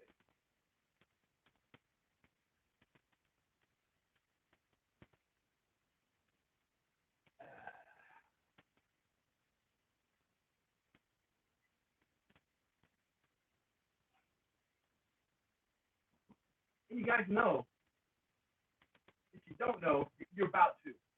None of this matters because here's what's going to happen. Bank on it. Count on it. Put it down. SummerSlam. Reigns is finally going to beat Lesnar. And then the big bully is going to come down with his little briefcase, cash it in, and walk out with the championship. Why do we have to wait? Why not just give him the belt now? We all know it's going to happen. Does anybody think that's not going to be the outcome at the end of SummerSlam? So what? We got to spend 6 weeks watching more of this crap. Can't we just do like a time jump like they do on regular shows and just give him the belt so we don't have to sit through all that? Especially the part about Roman winning it. I'm okay with the part about where he loses it.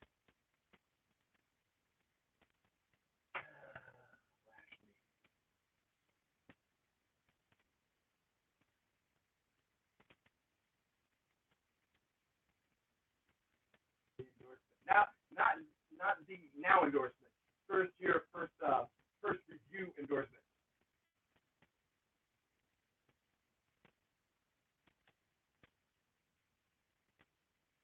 You know who needs Paul Heyman's help right now? Bobby Lashley. Bobby Lashley has the look of a badass, but when he speaks, it goes right out the window. He goes from badass to like friendly uncle.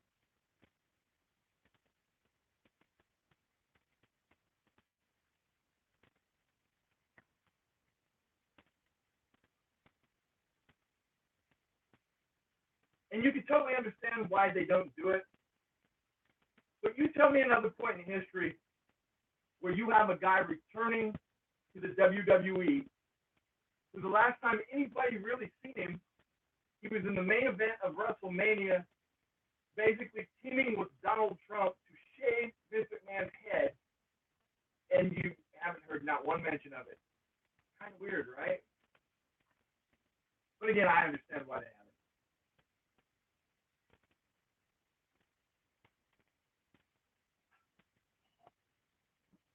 I better drink up.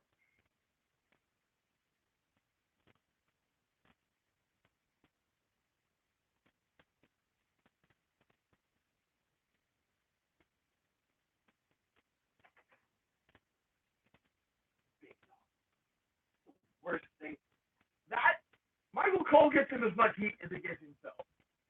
You tell me somebody that hears that man called the big dog, and we'll just put that over there. I know the going. I don't need to hear it.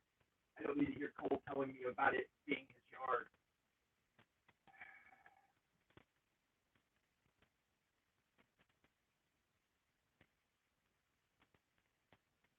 Well, you know, we're 500 miles from Bobby Lashley's hometown is why they're doing Roman tonight.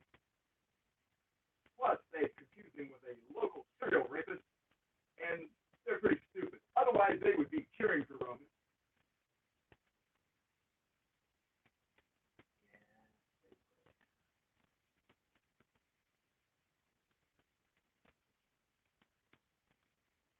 The good part about this is it's not going to be the last match tonight.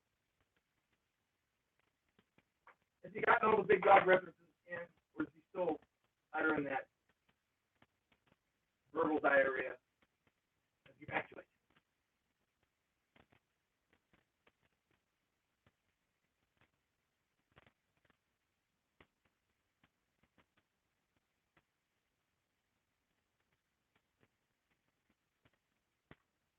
Only a heel cries about not winning a match, especially one that was that close.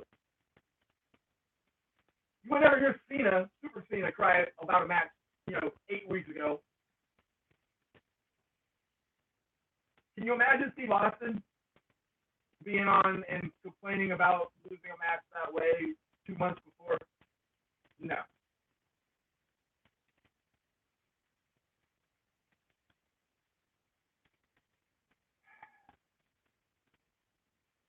By the way, Roman is continuing the streak of being the world's biggest cheater by wearing a chest protector.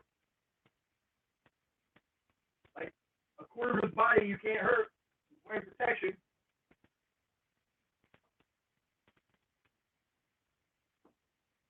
Lashley coming out, got some awesome music. Jack looks big, ripping off the shirt. The headband looks like $1 million. Do not let him near a microphone.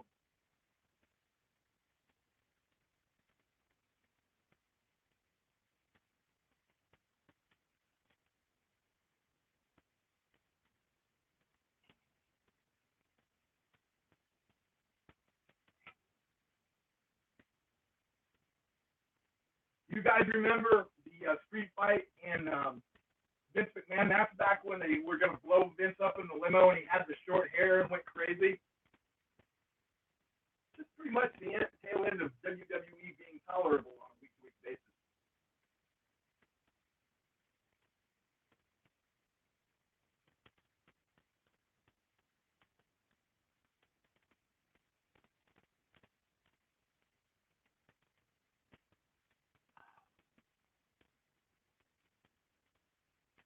So here they're,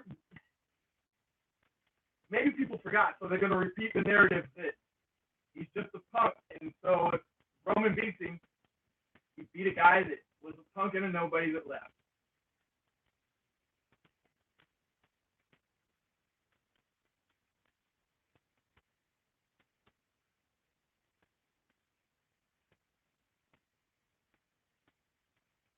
He is better than before. His mic skills, believe it or not, have improved.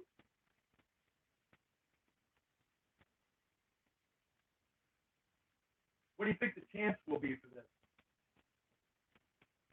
How long till we get this is boring?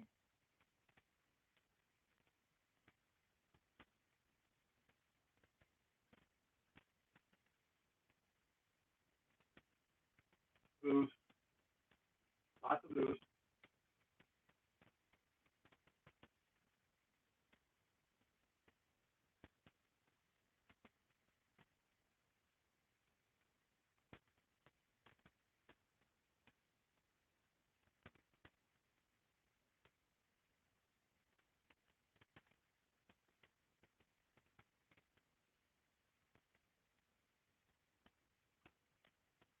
Let's see how long it takes Roman to do a wrestling move. It's 7:57 my time. Punches, kicks, don't count. That would be a wrestling move, even though it was just a throw. Superman punch, not a wrestling move. Drive by, still a kick. Let's see how long it is before Roman uses something that is not a punch or a kick. Oh, he's twisting the arm. I'm going to give him that as a wrestling move. Well done, buddy. Lashley counters the arm twist with a nice suplex.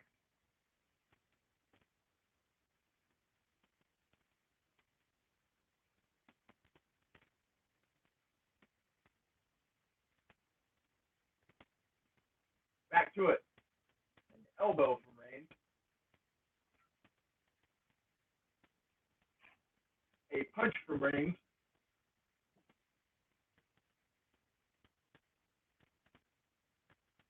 I'm calling the moves as they happen. There hasn't been anything else.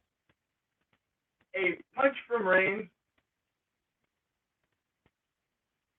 A punch from Reigns.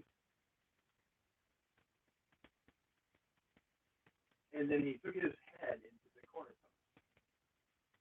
A punch from Reigns. A punch from Reigns.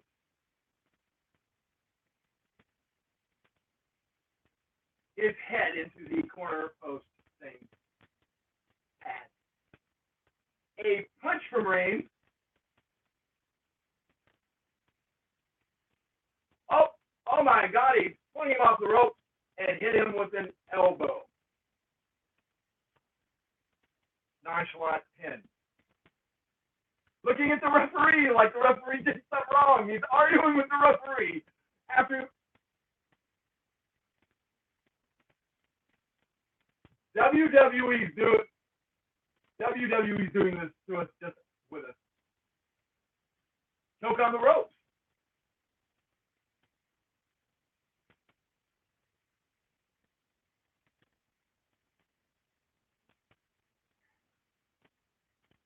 Kick. They'll call it a drive-by, but it's a drop kick. And a 2 count, and once again, like a heel, complaining to the referee.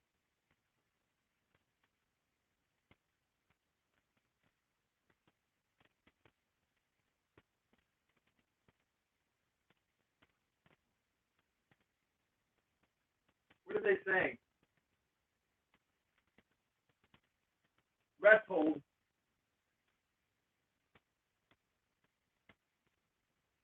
Big dog reference.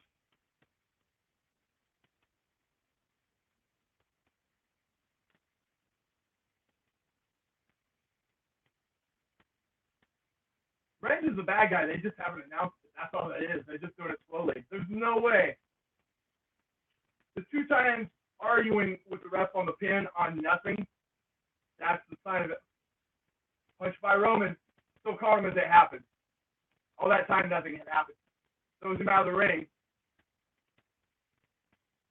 So how many wrestling moves does Roman put on in this match? We have one arm twist, and he threw him off the ropes.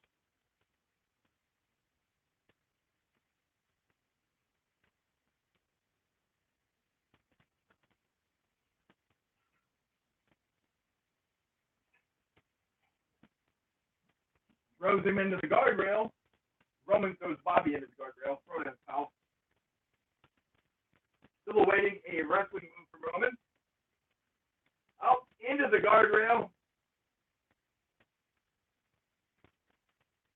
Rusev Day.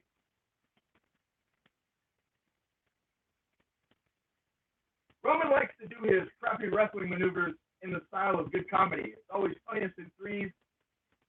Roman believes crappy moves he does, he has to do them 3 times.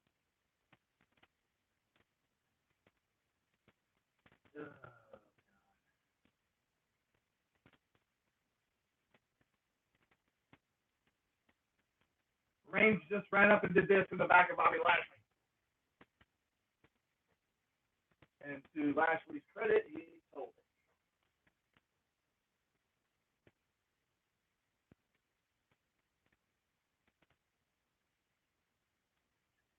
And into the steps from Roman.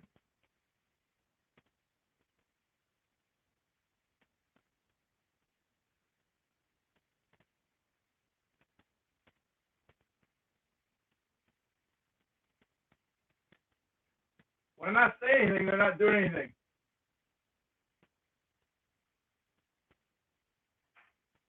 With the steps, Roman has the steps up. And Lashley blocks him.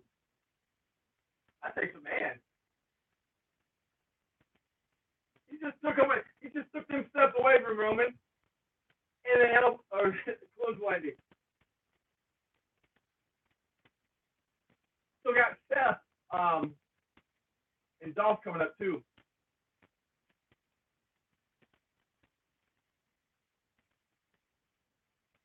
Roman Reigns is now a heel, guys. They finally did it. Lashley is obviously wrestling the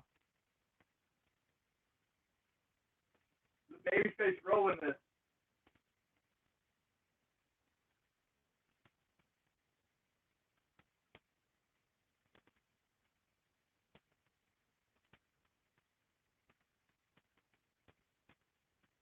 Kick from Roman to the face. Clothesline.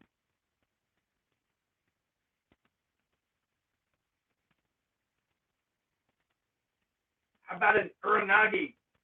Michael Cole loves to call those. Punch, punch, 3 punches, 4 punches. Actually, kind of more like he's in a corner.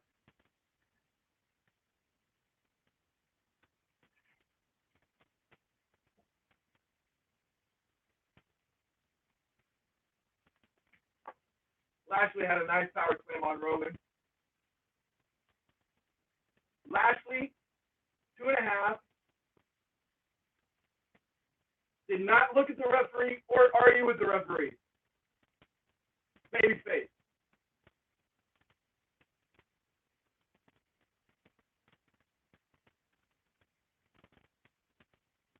That's subtle, but I'm telling you, that's what's happening here. You notice he didn't argue or didn't even look at him. What up? You guys are looking at someone that's going out. Look, it's your boy. It's the big dog. Megan loves the big dog. You missing it, Megan? The big dog. Yeah, she's up. He looks like he's about to die up there.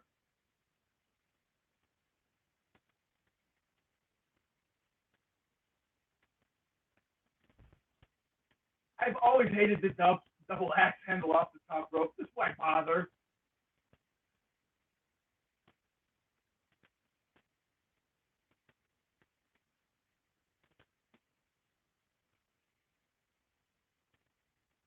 Come on, Lashley.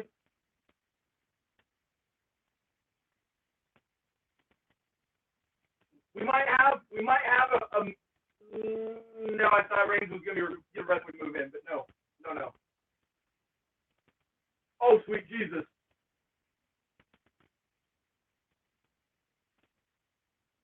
He just kind of attitude adjustment, Bobby Lashley out of the ring over the top rope.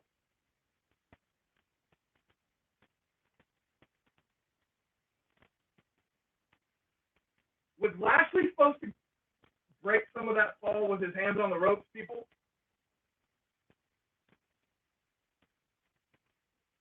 I can't believe that was a called spot in this match. Big leg drop. Again, third time, Roman arguing with the referee.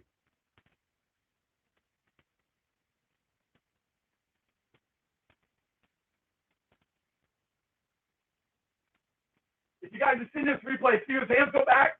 I think he was supposed to hold on to it a little bit to mitigate that.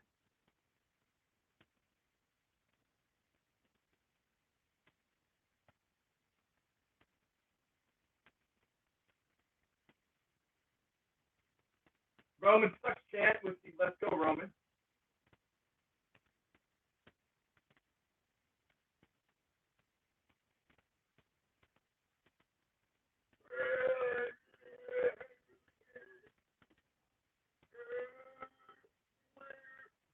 Lashley caught him. Thank you, Lashley. Fine buster.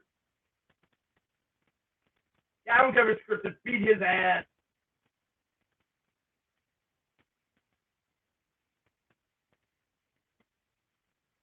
Bobby Lashley has him up. Suplex.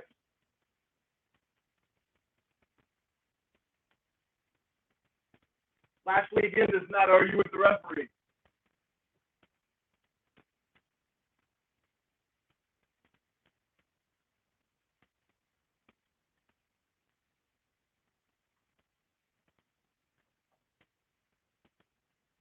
Even the coach is trying to make it like he's arguing, but he ain't arguing.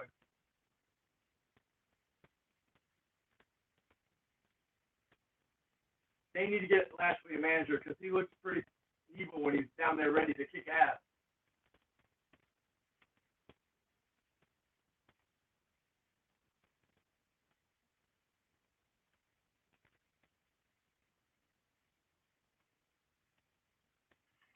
Superman punch out of nowhere. Punch. Kick out. Lashley mistimed that. That should have been a 3.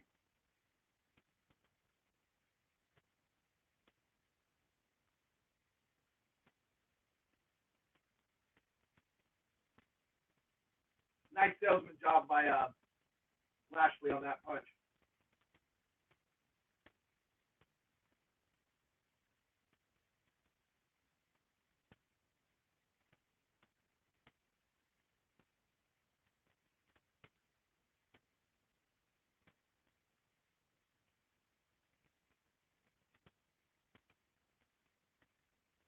They're going to give us a double count out on this.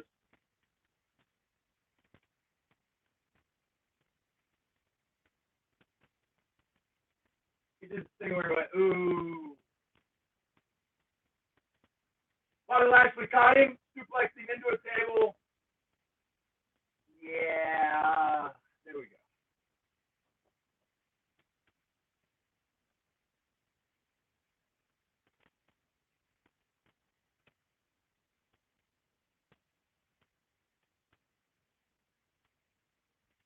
Michael Cole's so bad, isn't he?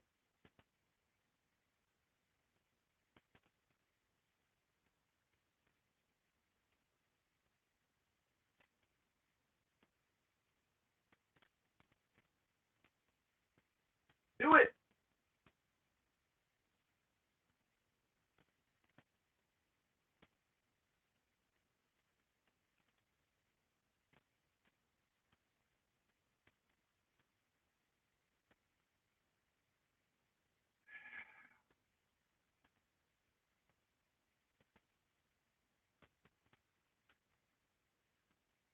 It's his yard. And Then he went, brrrah. And then Lashley speared Reigns. 2, 3. Lashley wins. Boom. Clean in the middle of the ring.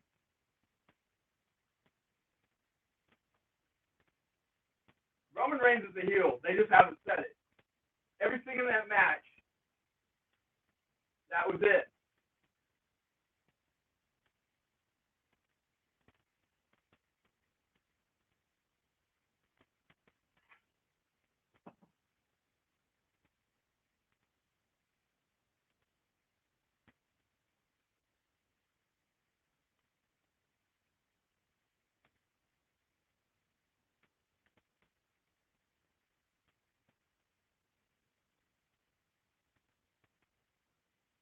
I don't think he had any self-doubt, Coach.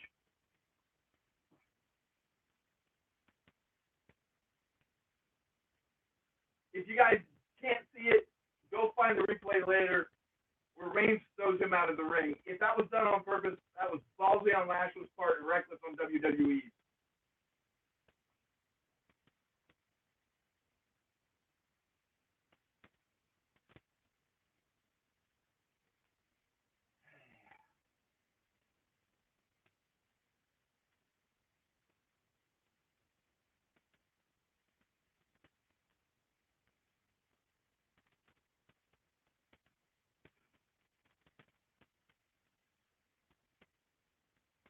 Happy to see it.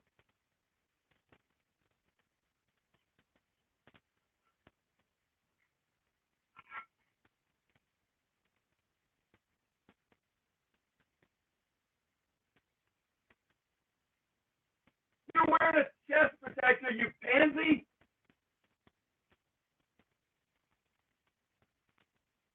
Imagine how much that would hurt if you wasn't wearing protection. Why am I looking at a commercial with Marky Mark? Oh, Ronda Rousey's in it. That's why.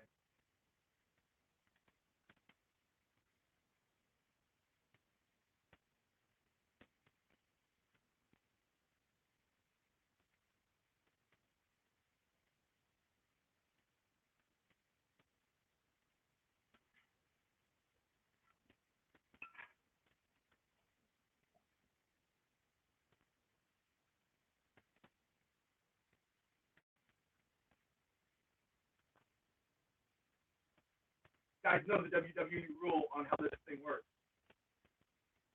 You're going to hear this announcement on the Universal thing, I'll tell you.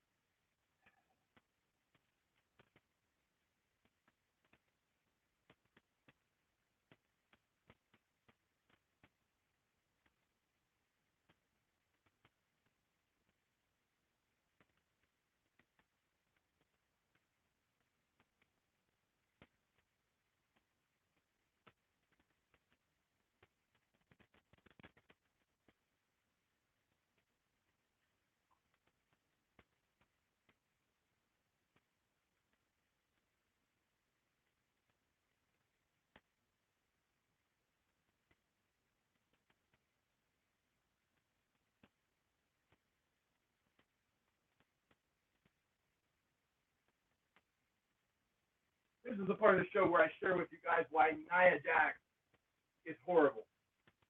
And people always want to give me crap over it, but the thing is, Nia Jax never could wrestle. She sucked in NXT, she sucks now. When she fights people that are smaller, she oversells. And then when she fights people that are a little bigger or of equal size, she just beats their ass for no reason. She makes no sense. Yeah, I just don't like Nia at all. She's the best example of, if she wasn't The Rock's cousin, she would be somewhere on like PCW or some other, God knows where, somewhere in Canada wrestling. Needless to say, not a fan.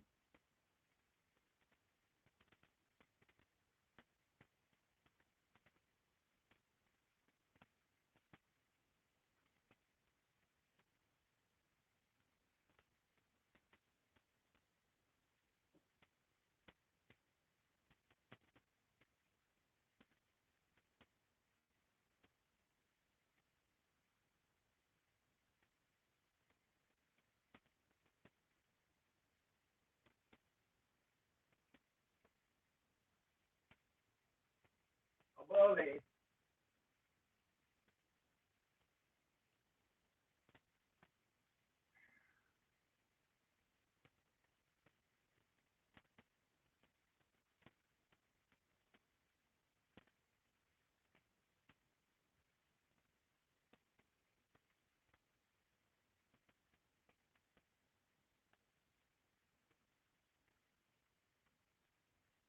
Alexa ain't afraid. She's coming.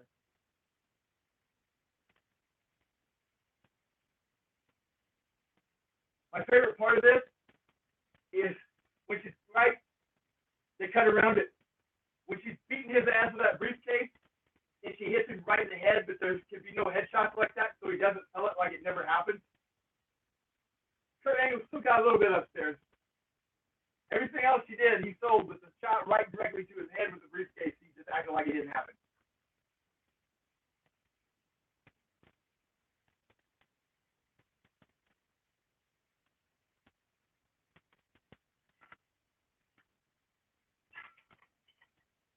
Almost time for another drink.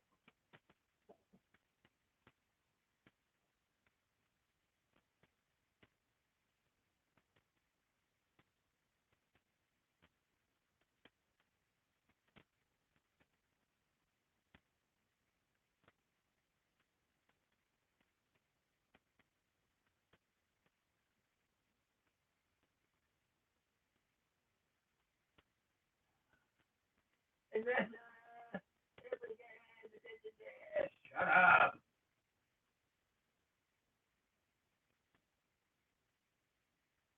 That's great because you've already got like a height on her and 400 pounds. You need it to be an Extreme Rules match, Nia. That's what you need. Yes, it does. God, please.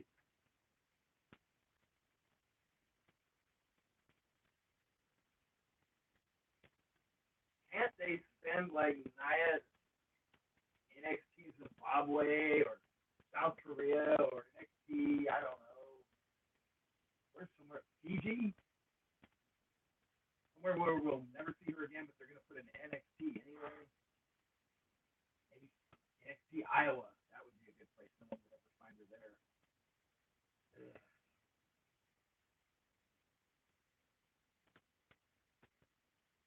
Yep.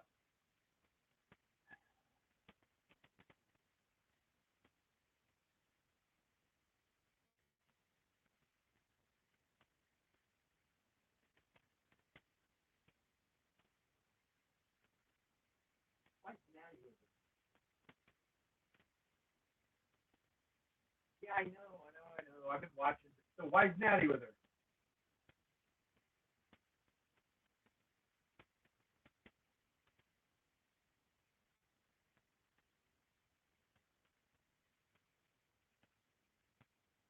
Natalia could wrestle like circles around her. It must burn her ass a little bit to have to walk out that great float. Down at the bottom right with the Octa. Sweet hairdo, bro.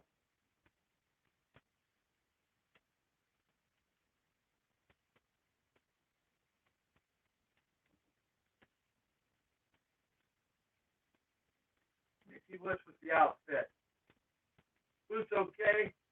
I don't know about them pants.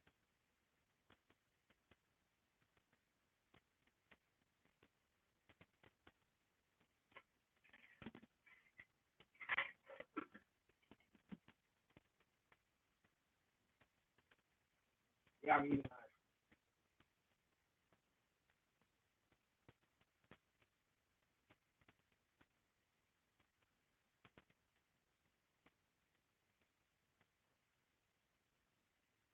that guy, the angry guy behind Ronda Rousey, was guy wearing the green tank top that says "Peace." Another awesome person in the crowd.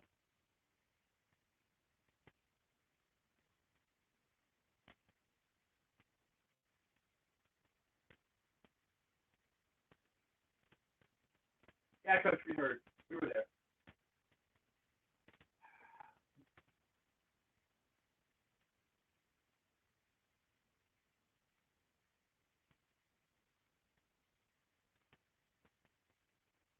True. Boy, the excitement. Kind of with a knife.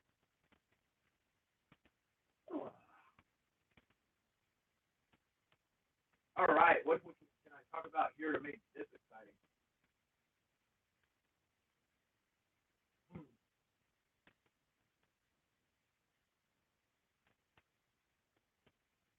The Wonder of Nia Jax. Amazing. Huge. And, what are you going to do? Take the count out, girl. Yes! Beat her ass with that kendo stick.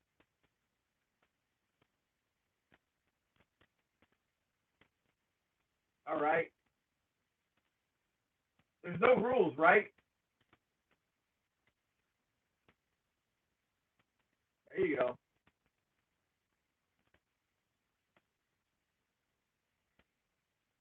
If there's no rules, why couldn't Alexa just hire, I don't know, anyone to come out and attack her?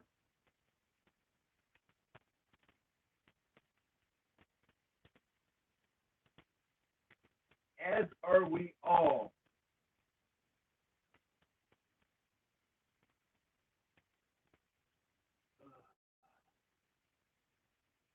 Extreme Rules, folks.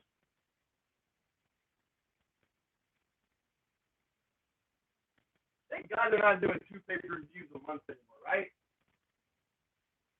I mean, I can't wait for 3 hours of Raw tomorrow. It's going to be awesome. Super awesome. Homeboy had a certified G-shirt. He's like, I don't care. I bought it. It's the only one I got. Missed everything, actually. Those are hard edges, folks. They'll get you.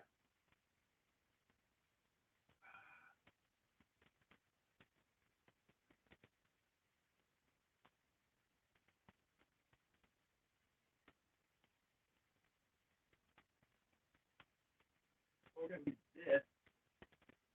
Go ahead. Humpty Dumpty sets up the trash can. She grabs little girl, blonde Alexa Bliss, all 98 pounds of her, and she's just going to drop her right on the trash can. Here she goes. Military press, Lex Luger style. Stomach first onto the trash can. You weigh 700 pounds. You can literally just lay on her and win the match. Right now.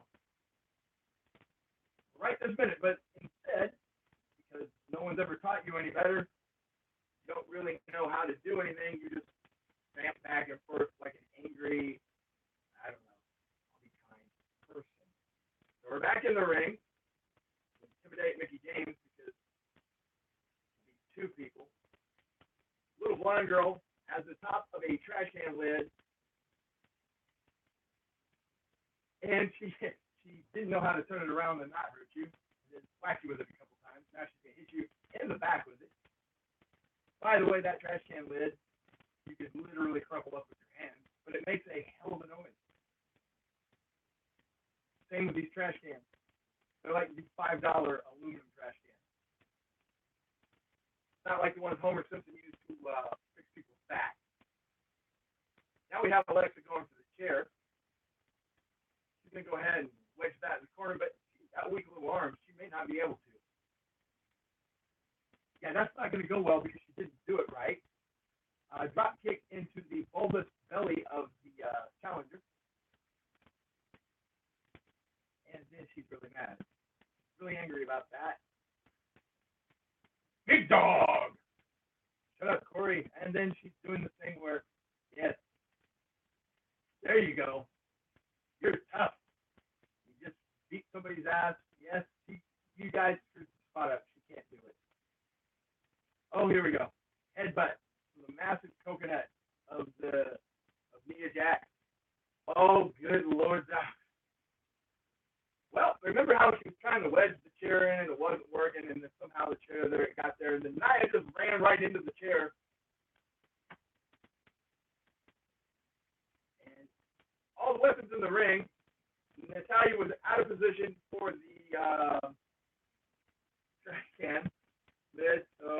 Mickey was.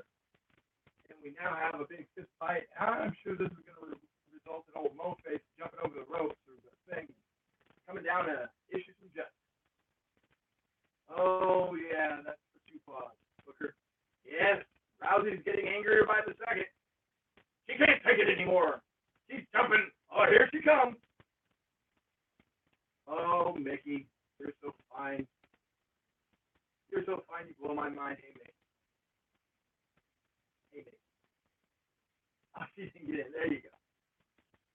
Yes, I'm going to come in here really angry and beat the person's ass that didn't hurt me. I'm going to take it out on Nick Aldis' wife. This is Smashing Pumpkins concert in '83. And I got the mean face on. I'm going to do this thing where I go like that. I'm mad. I'm mad, Rhonda. I'm going to throw you up for the 12th time. Oh, let me help you out. Mickey has dragon ass tonight, folks. She ain't getting that ass up when it needs to. The coach was concerned. Now I'm really mad. I thought I was mad in Fast Six or whatever one it was where I fought the chick in the other country, but now I'm angry. And Rhonda gets in the ring. Alexa should have run right up the ramp, but no, she decides to go in circles. Mm-hmm. Yes. There you go. I didn't even. Mickey. Mm-hmm. Mickey. Mm-hmm. And then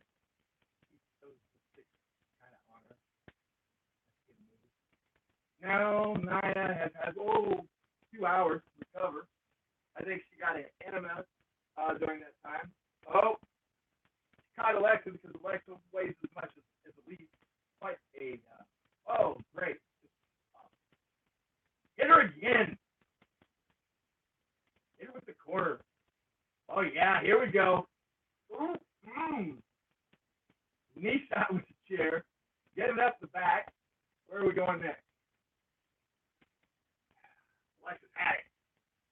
Alexa's going to do I guess you would call the mini DDT or short arm DDT Junior on the chair. So Nia lost to a 98-pound blonde girl with a DDT from this far off the mat. And Ronda looks really mad.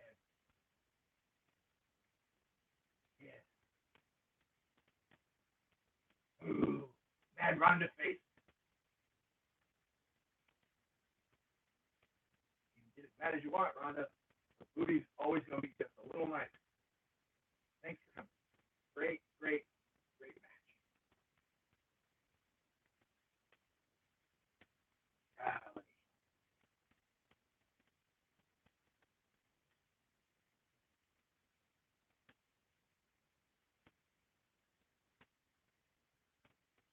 The next time they show crowd, like when they show somebody going to the crowd, just look at the crowd for this show.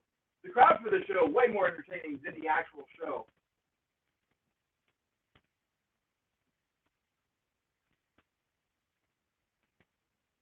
Nikki can get her ass up.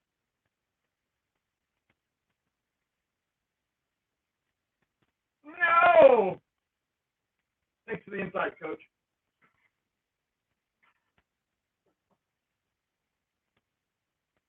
Look at the referee. You see him?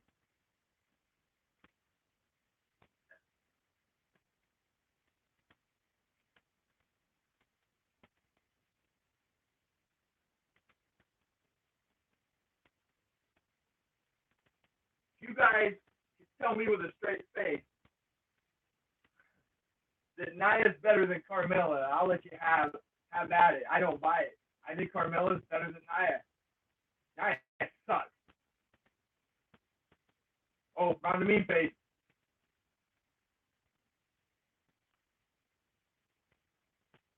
You ever see the girl that didn't like the Miz? That girl?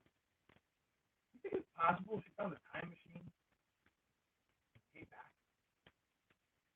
On that note, I'm going to need one more drink. I'll be back. Talk amongst yourselves. Go out and get some fresh air.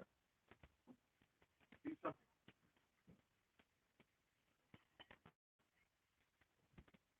Huh?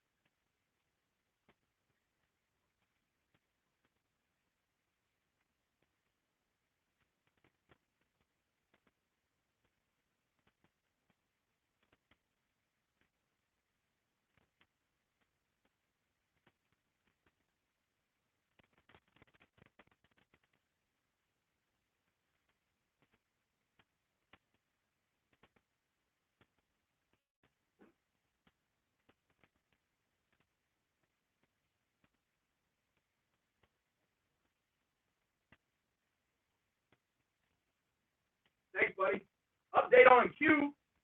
He just had a tick on his face, and he had it pulled. That was your daily Q update. I'll be back in a moment. The beverage has finally caught me. Going to visit Mr. Restroom.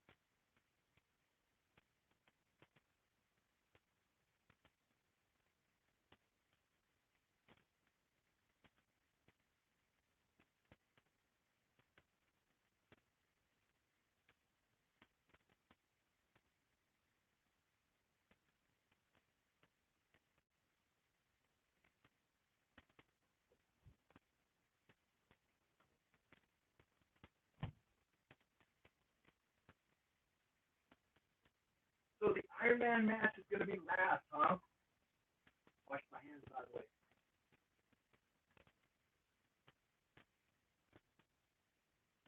Yeah, it took three.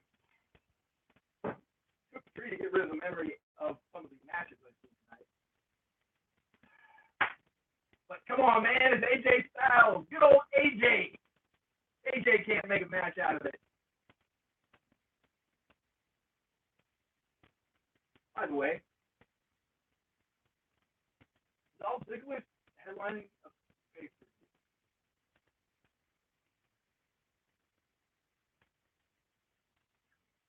AJ Styles is the WWE champion, and you've got Rusev and my good friend Mr. Hairplug. Did you notice he's getting more hair as time goes as opposed to less hair? Hairplug. Anyway, I'm listening to the, hold on. I guess it's my plug in my head. Street today.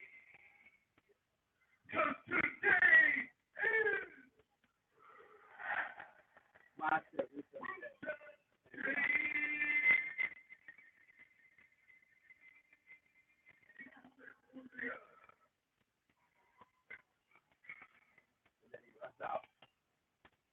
Anyway,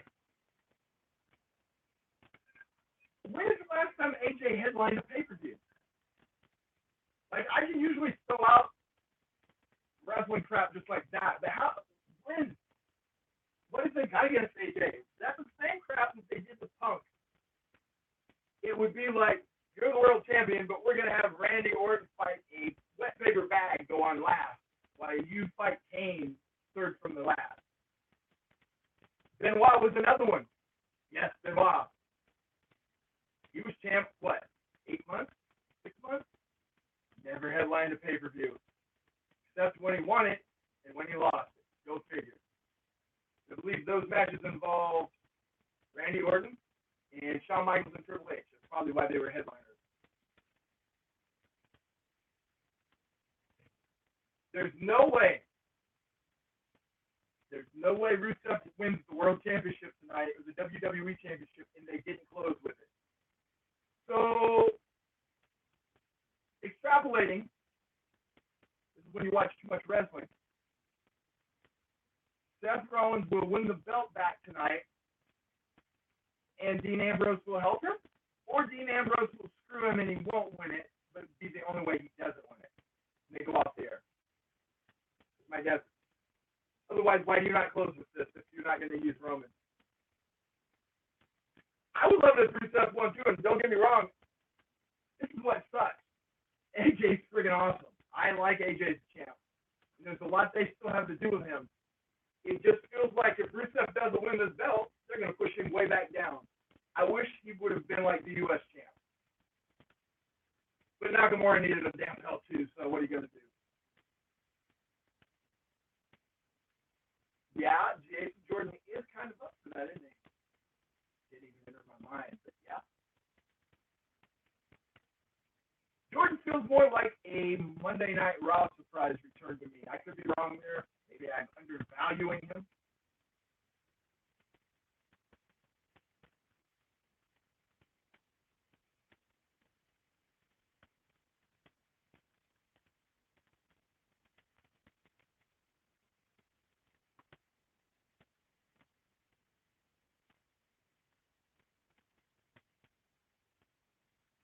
Rusev has also slimmed down a lot, man. You don't notice it day by day if you watch. Like with WWE Network, I'm bored. Say I've got 20 minutes and I got to be somewhere. I'll just basically Russian roulette. I'll just spin it, go back, I don't know, 4 or 5 years, ever how long into Raw, just watch part of an episode. Because I'm doing other things. I saw Rusev from like 3 years ago a while back. He was huge. NXT Rusev was a much different looking dude, too.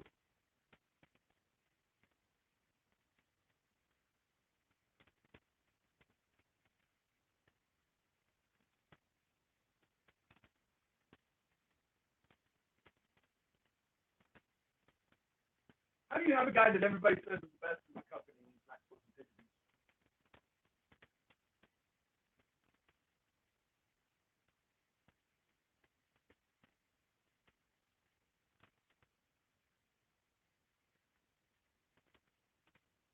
Those of you that don't know your wrestling history, you ever get really bored sometimes.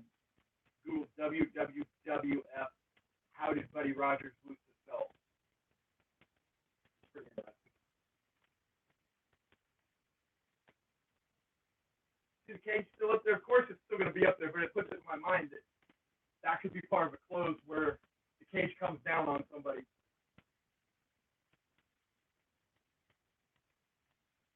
Again, if I'm quiet, I'm sorry, it means I'm actually watching the match. The more I talk, it's usually an indication the match is sucking.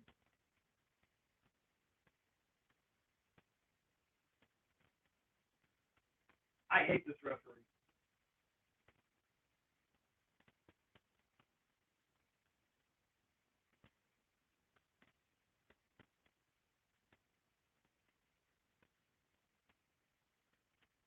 That was weird. That was awkward.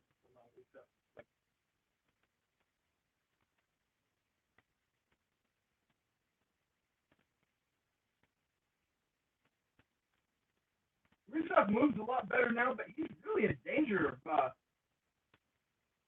getting ordinary size. I just hadn't realized it because I've been watching him gradually get smaller, I guess. But now it's really stuck in my head. He's like 40% smaller than he was, like muscle mass.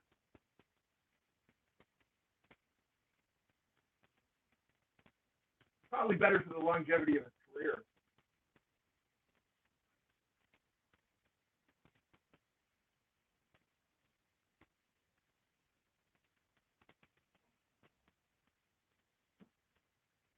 If they would let those two guys do what they could do.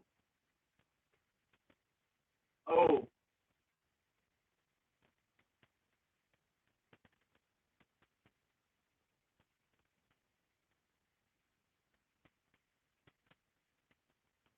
If I was booking SummerSlam from the SmackDown side, I would do something unique. I would have a 4-man scramble. You could still have all the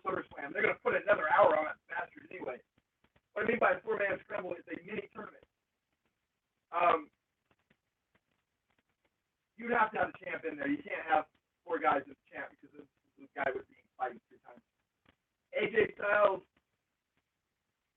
Mojo, Nakamura, Daniel Bryan. 4 guys. Break them up into 2 matches, and then have the winner of each fight each other for the belt. Boom. That's what? 3 matches for SummerSlam. All 3 would be awesome.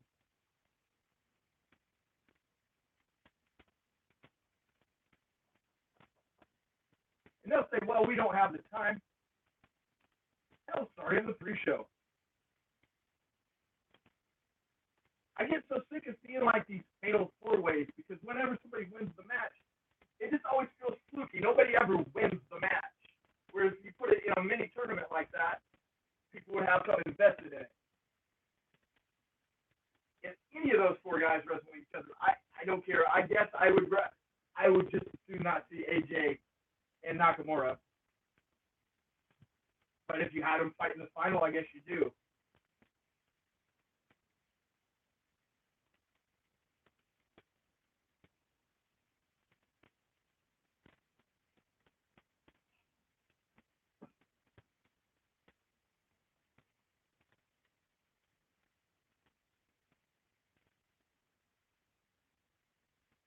Whereas everybody else I've been talking about has been losing mass, AJ Styles, I saw him like live shortly before he went into the WWE at a TNA event, which means I was basically from here to there to it. Got an autograph. TNA used to suck for a lot of things, but being able to meet wrestlers, go in and you could buy a ticket for like $50. You could meet like 10 wrestlers. I won't even tell you, I bought the big package. I met everybody, went backstage. It was ridiculous. But, dude, for the money it cost, it was amazing. You got bags of stuff. You got to meet all the wrestlers. You got to take pictures. You got autographs. The same package for WWE, their, what is it, Insider or something. They have one where you're in the first 2 rows and you spend a bunch of money. So the same thing from WWE, it's like $1,500 to $1,000 depending on the event. TNA, in one night, I met and got pictures with Austin Aries, AJ Styles, Kurt Angle, James Storm, Bobby Roode, Bubba Ray Dudley, Rob Van Dam, the dude from Sanity, Eric Young. I can't even name all the people. It was like, didn't cost anything, really. So, yeah, go see TNA if you want to meet wrestlers. Of course, none of those guys are there now.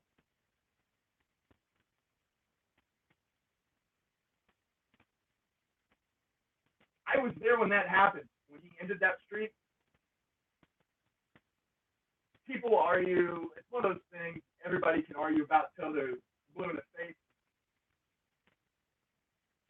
I think that there is a possibility that The Undertaker got stunned on the first F5, and the referees instructed to count, especially in big matches, to count.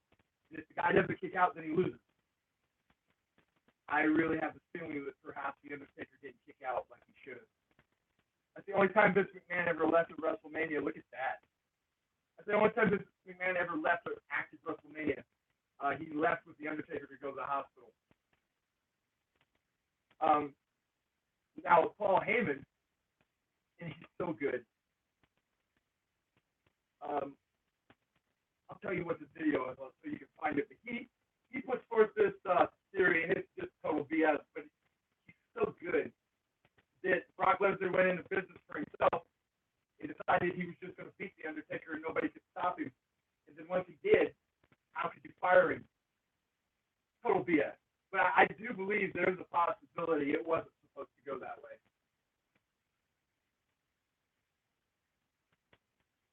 And here's the other part. They always show the one guy on the front row making the eyes when The Undertaker loses. As ridiculous as this sounds, I was up in the nosebleed. I was like, I don't know, way up. And people around me were crying. Now, I'm a huge wrestling fan. I was shocked, but I wasn't crying. The whole front row, adios, dude. Keep them ticks off your face. The entire row in front of me got up and left when The Undertaker lost. Now, this was, keep in mind, this was the card where Daniel Bryan beats Batista and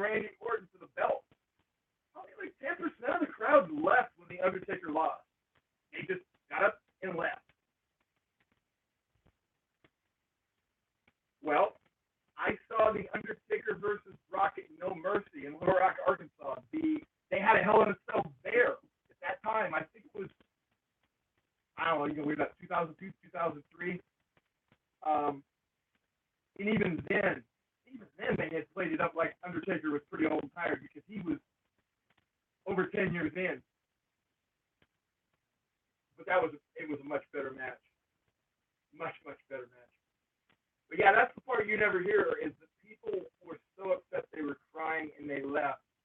Daniel Bryan still overcame that, got the crowd back, and still won. You know, he still won the match. It had nothing to do with it, but the crowd was back into it by the time the pay-per-view went off the air.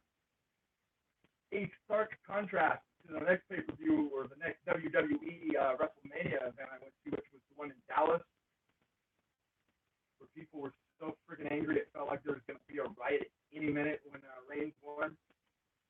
That was the most sustained, angry crowd I have ever seen. And that's the reason I didn't go this year to New Orleans. I was going to go. If you guys watch the reviews, we've been talking about it. And then you just saw it coming to win the belt. I said, I'm not paying money again to lose my voice booing someone. So I didn't go. And decided I wasn't going to go, then they announced Daniel Bryan. I don't know, man. I stayed by my guns. I was glad I didn't go.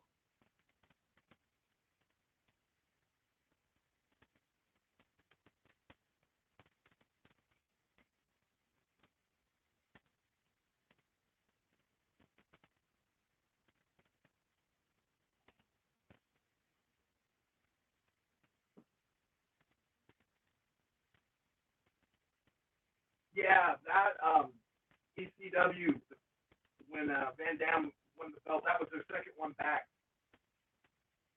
I didn't see it in person, but I did watch it on pay-per-view live as it happened, and I had probably the most memorable pay-per-view off the top of my head, where minute to minute you really didn't know. And especially when Cena kept throwing his damn hat and shirt or whatever it was out into the crowd, and they kept throwing it back. Yeah, I was beginning to wonder, because you never know with McMahon. He wouldn't have been the one trying to get out of the ring. That was kind of the end, man. That was kind of the edge of when wrestling was still a little bit unpredictable, and when you couldn't call everything that was going to happen. That's kind of why I started to go to other places to watch wrestling. The New Japan thing where JR's rib got broke. That's the first time in a long time that I actually don't know. I got reasons on both sides why that could have been fake or real, or it could have started out to be fake and got real. But when's the last time WWE did something where you even had any kind of thought like that?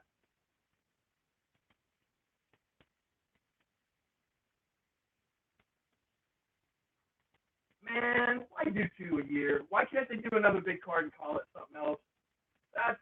They've ruined everything they do. And, you know, I totally agree. They should do one in the UK. That doesn't mean they have to have 2 that year. The U.S. should just suck it up.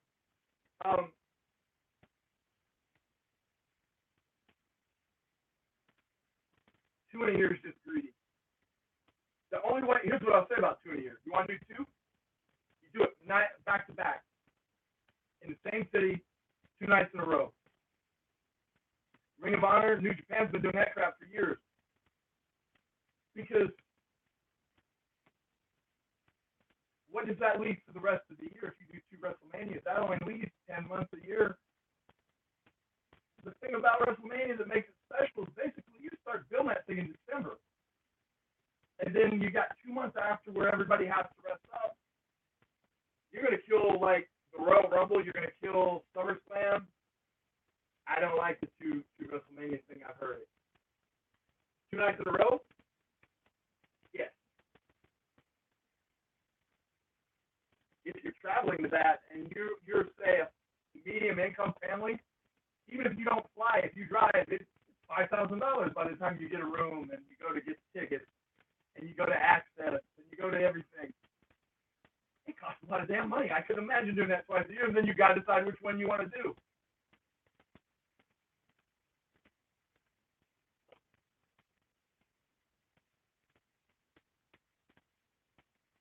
I'm never going to have WrestleMania near me, though, because I live in Arkansas. Like, New Orleans and Dallas were both real close. Probably the next one I will go to, and it's not planned, but I will tell you it'll come soon enough.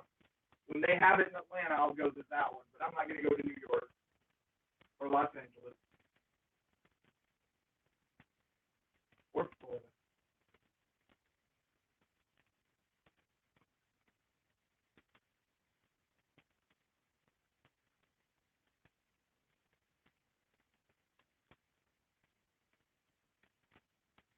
It looks more painful, actually, because he twisted.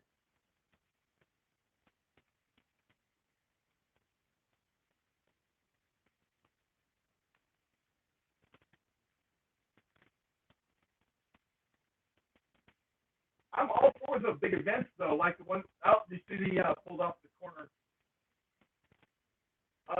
I'm all for the big events, though. I wish the thing in Saudi Arabia was it? I don't know, the greatest WrestleMania ever. I wish it wouldn't have sucked so bad. I hope the one in Australia is really successful. See, don't call it WrestleMania though. Call it something. Make your own thing and have one in each country. They can really do that. And it doesn't hurt any market. There you go. His own man did him.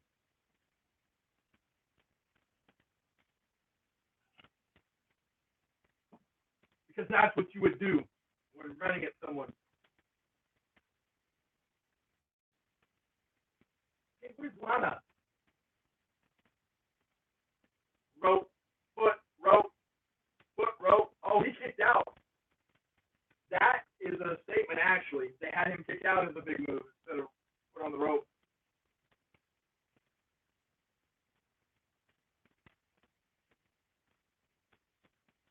Yeah, see, take Australia, they've got this thing with Saudi Arabia. They're signed into it. You take the UK, there's three. You could do one every 4 months, like a big event, and give it its own name. Give it its own identity for each country, and it be their WrestleMania, but not be WrestleMania. So why do you want, like leftovers from other stuff? You would have your own thing with its own brand. If it was me, that's what I'd want. And you could make it something where the local wrestlers played a part.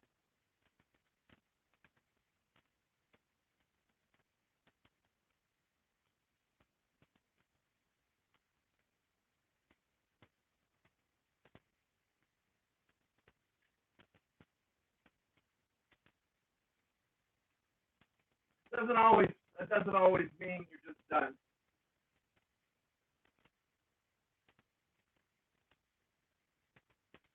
I hope they don't break them up, first of all. Second of all, we won't know where this leaves Rusev till Tuesday. If it's Tuesday and he doesn't wrestle and we get like one of those sound bits he shot on his phone, or I don't know. But if he's right back in it,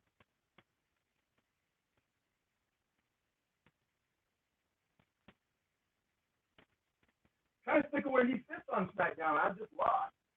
Because Nakamura is going to be in the U.S. Championship thing. I guess Randy Orton's going to be there, and you got Jeff Hardy. I feel more like Rusev fits in that better than Joe and him and Brian.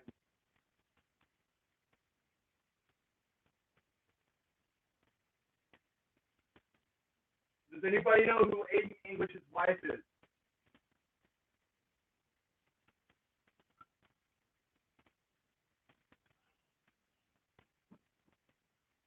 Aiden English's wife surprised me a great deal.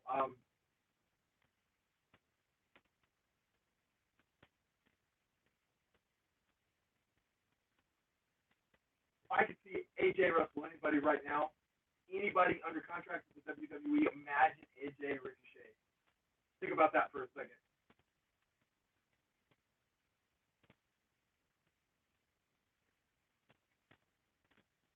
I am still making my way through that 2-day event in the UK. I have managed not to have it spoiled, but I highly doubt that Pete Dunne lost.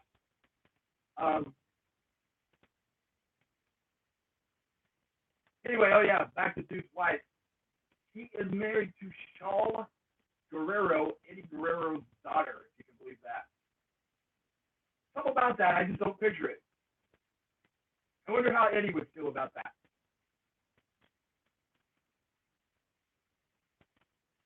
Eddie would probably tell him, get that haircut.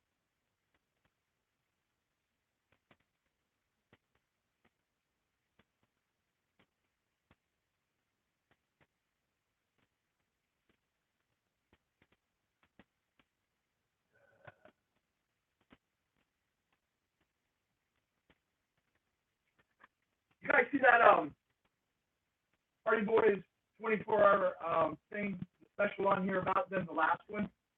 That's the most real thing WWE's ever aired. I was amazed that they got into the drug abuse, especially when they showed the part where they were filming the DVD, and they still had their microphones on. They were talking about trading drugs. I could not believe they had that on WWE Network. When Matt Hardy was nodding out in the middle of an interview.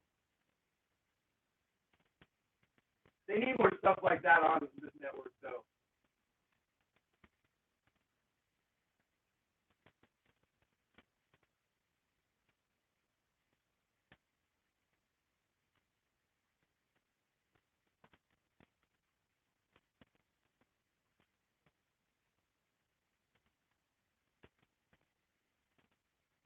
Yeah, and you know, literally, if you go up and look at the biography things they have, you can watch like the entire run of their career, like 6 hours of just documentary on this, documentary to documentary.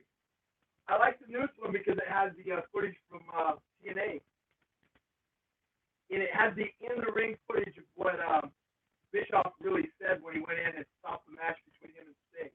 I've seen it 100 times. It's on YouTube, but you never knew what he said.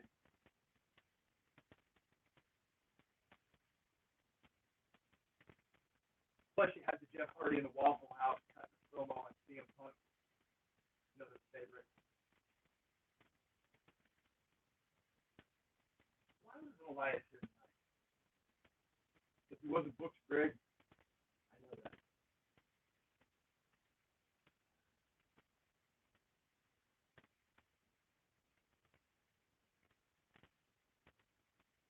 I do watch the Something Rumble with Bruce Richard on here, but damn, in no way lives up to the podcast, so how could it?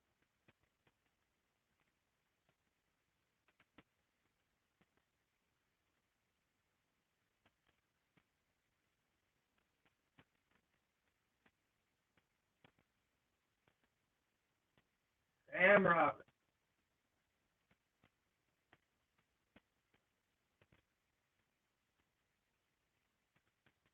The best thing that WWE had done in 5 years was the talking smack when Daniel Bryan was injured.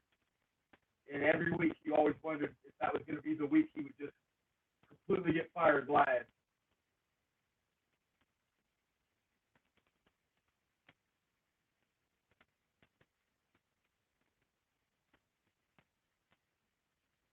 Charles.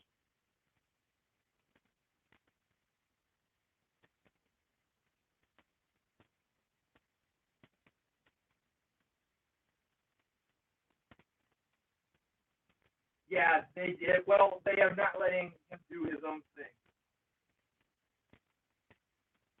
And I hope that that is a lesson to the Young Bucks, Kenny Omega, anybody else that's watching.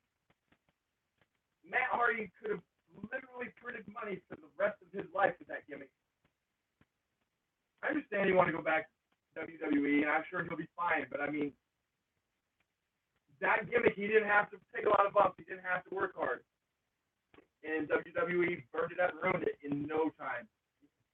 Young Bucks, they'll be done in a week. They'd be crazy to sign.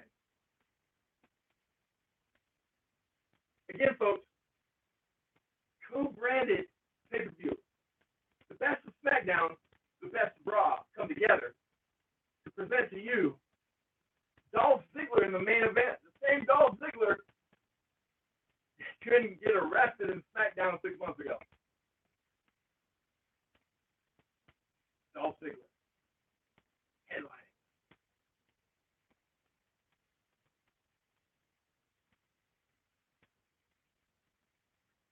That's why I say sometimes they just make it obvious that it's going to be something.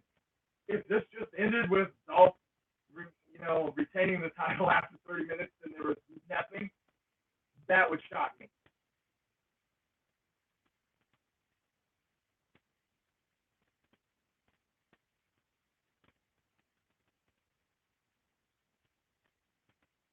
Somebody cut his mic.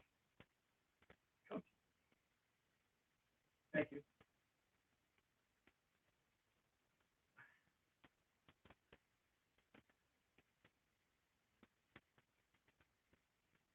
Corey, it's like punching a guy with no arms when you correct the coach.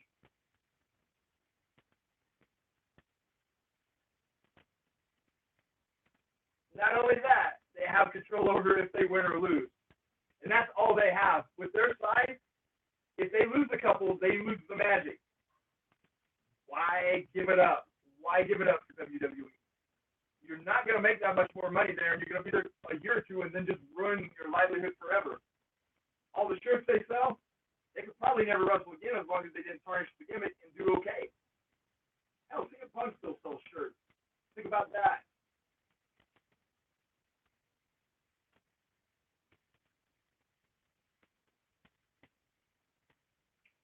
Those trunks Ziggler's wearing. Whose trunks are those?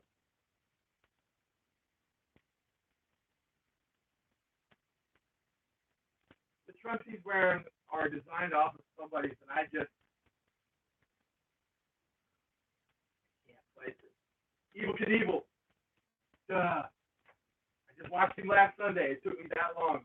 Too much booze.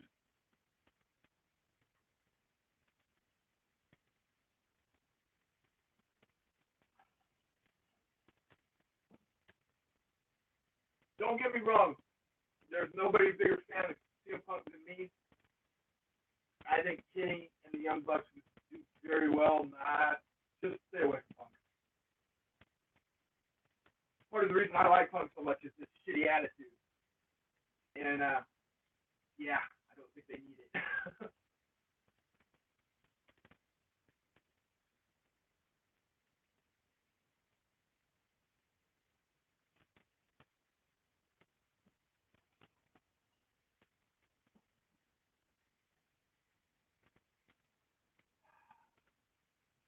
So many ways this could go. Is somebody going to get a pin in the first 30 seconds and then retain that all the way to the end? The other guy's going to have to be following. Here's what I don't want to see. I don't want to see sudden death overtime.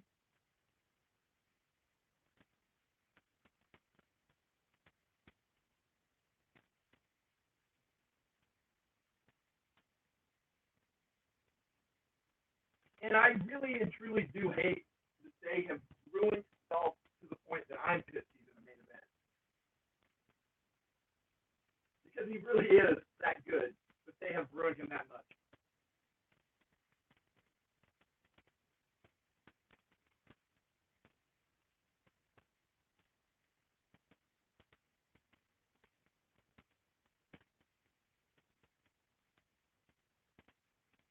Somebody's holding up a sign that says Dolph is the Spirit Squad reject. They never rejected him. He stayed in there until the end. He overcame the Spirit Squad. You know what? You know what he did before the Spirit Squad? People forget. Dolph has been in the WWE quite a while. Just before Eddie died, Eddie Guerrero, Chavo had a gimmick where he was Kerwin White. He was a white guy, liked to play golf, and Dolph was his caddy. Yes, this is true. That was Dolph's wrestling character, a golf caddy.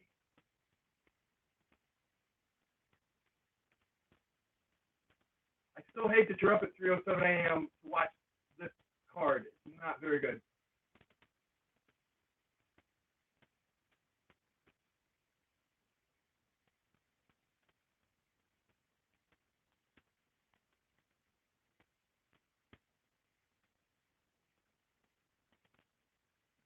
But when you get down here, check out those MLW episodes I was telling you about.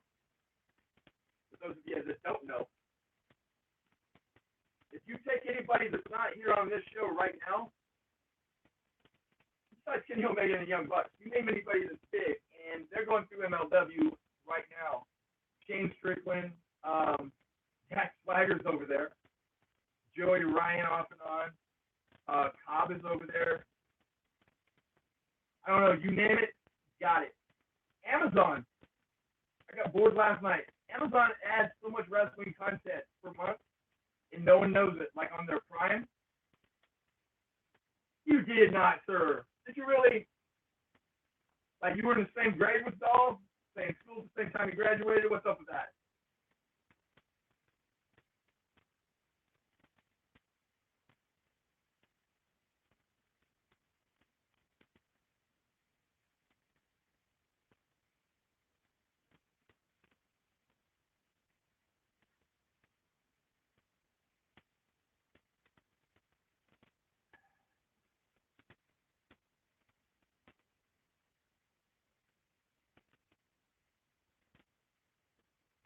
Man, I'm going to name some of these while we're sitting here because I went through the list.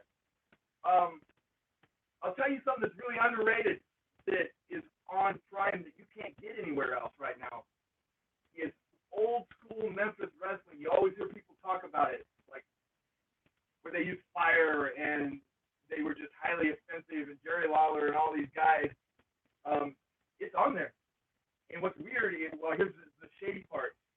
The reason it's not on the WWE network is nobody owns it. It's like disputed so heavily, but somebody just put it on Prime. Prime don't care. They'll play it. There's some really surprising wrestling on there. I'll tell you something that's good on Prime that is very underrated is PCW, Pacific Coast Wrestling. They've got let's see. I'm trying to think what organization they use most. Probably the most of their people come from Lucha Underground, but they have people like Rob Van Dam, Sabu. It's a really good pay-per-view level show because I guess that's what it is, and they have them free. I don't know if they have a TV show, but you can follow the pay-per-views and just follow the plot.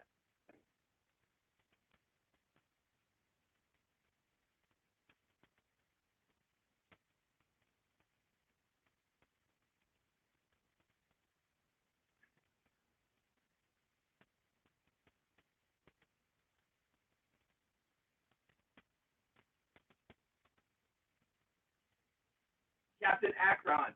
I guess that time.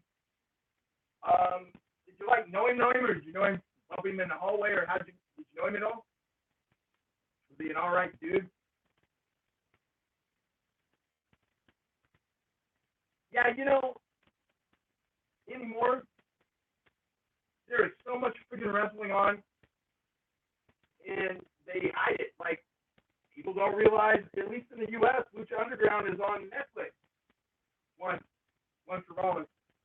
It's just so much wrestling. People, what used to you would just be like losing your mind over. You can't even keep up with it now. You just gotta kind of pick and choose. If you're looking on that Prime, though, I'll give you a recommendation. Just type in Memphis Vince McMahon wrestling. Before Vince McMahon was Mr. McMahon in the Attitude Era, he came to Memphis and was a complete ass. And nobody ever knew because back then, like, it only aired in Memphis. Nobody saw it, no internet, nothing. So he got to kind of try out that character. He didn't even know he was going to do it in the future. My favorite wrestling podcast? Let's see. It's kind of funny because I think they don't like each other at the moment. I like Jim Cornette's Drive-Thru.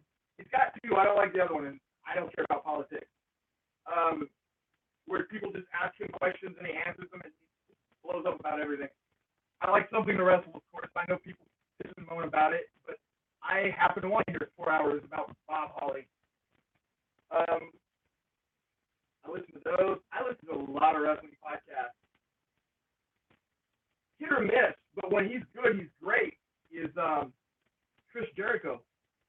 And the funny thing about Chris Jericho, by and large, the podcasts that he does that are best are not wrestling. Steve Austin has to have a good guest. I'm trying to think who else I listen to.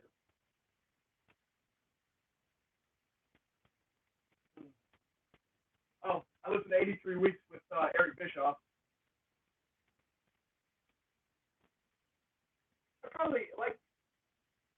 I don't go a day that I don't listen to at least one.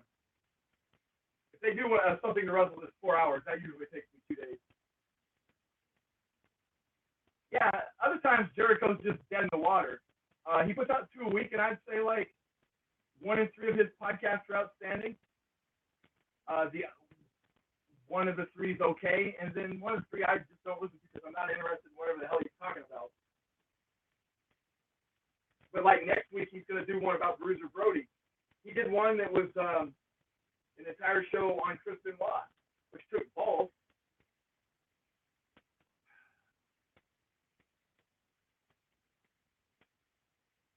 Jericho's funny.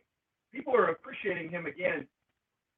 I always liked him when he was in WCW, and people are just now kind of rediscovering how good he was. When he literally just showed up and did whatever he wanted, and they let him because nobody was paying attention.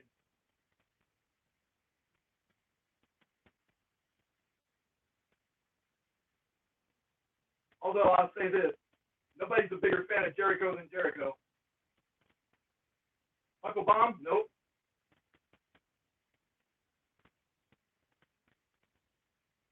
It's just stomp now. What was it? It was something after the curb stomp.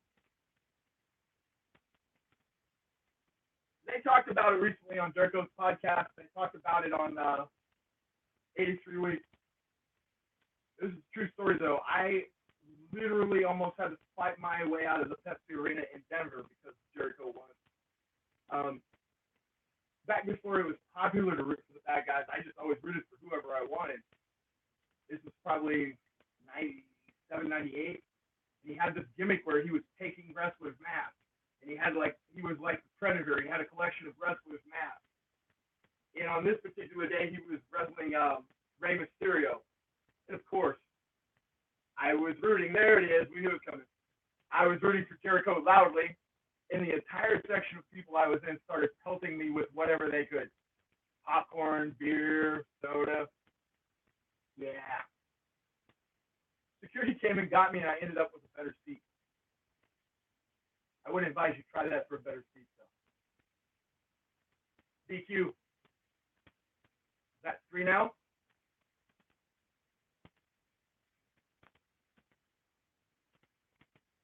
So we know that why not keep assaulting him so the Duke can hit him like 12 times in a row?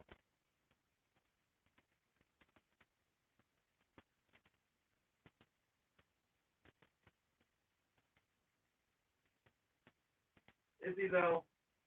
Is he really? After watching Juice Robinson get thrown through those guardrails the other night at 400 miles an hour, it just kind of looked like he was just rubbing him up against him just now.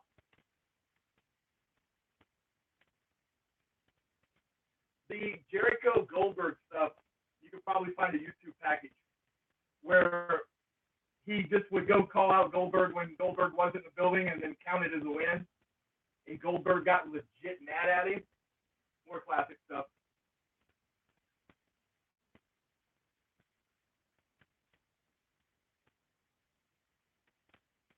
I keep hearing heel Ambrose. Oh. He got thrown out. See, heel Ambrose takes the heat off of heel 3-1. Anyway, heel Ambrose takes the heat off heel Reigns, if indeed Reigns is a heel. But come on, you guys saw that. It's simple wrestling psychology. It's such a small thing, but that was them telling you guys, hey, he's a heel now. 3 times he gave the ref the, oh, what do you mean? That first one when he just hit him with the elbow, Lashley had hit him with high impact moves and was business and never looked at the referee. I'm telling you guys, that was instructed to the back. Reigns is a heel now.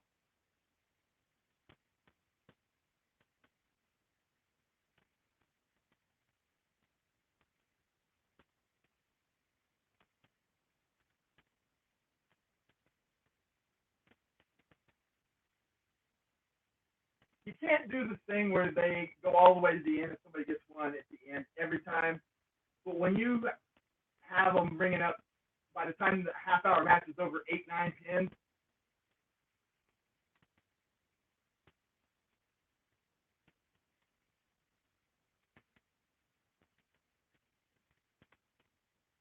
Ziggler has lost a lot of friggin' muscle tone too, but he's made up for it with spray on tan.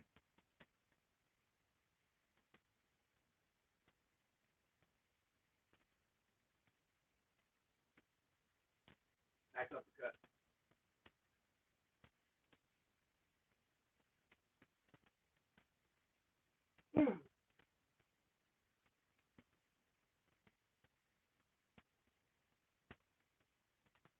They called like there's about to be a long chain of moves. Did you see that? Rollins was talking to him for a long time, and then Ziggler was professional enough to get the hair over him, but he called like a chain of moves there.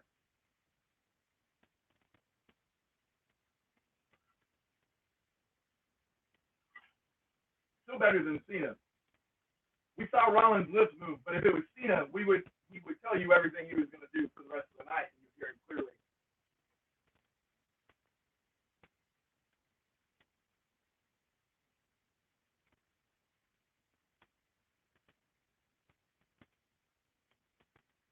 Is the crowd cheering for Dolph?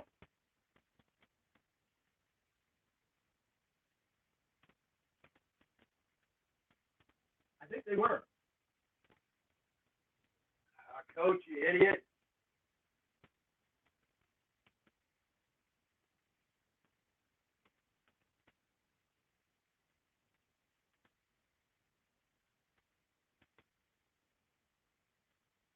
Second. That's only the second swing blade. I really thought we were going to see 7 tonight. I did remember it from 20 hours ago.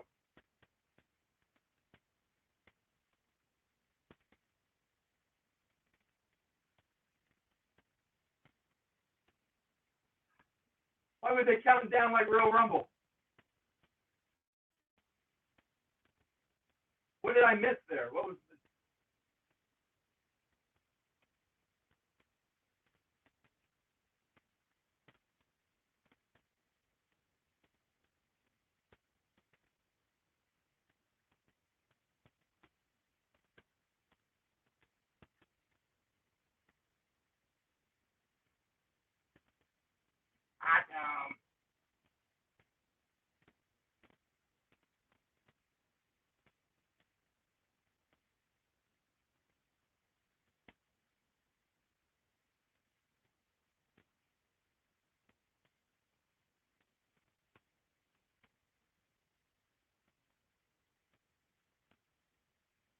I was just going to say, pump strike.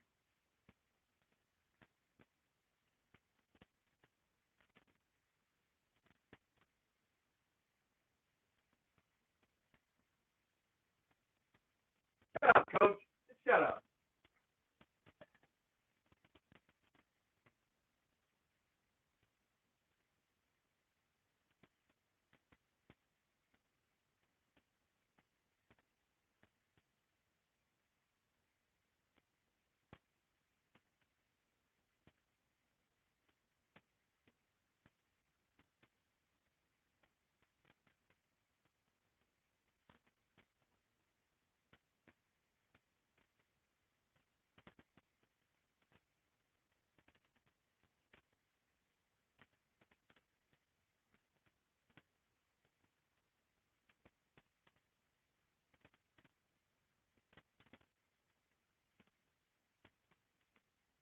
There's another one on Amazon. I had to go look it up. I started it, but I'd forgotten the name.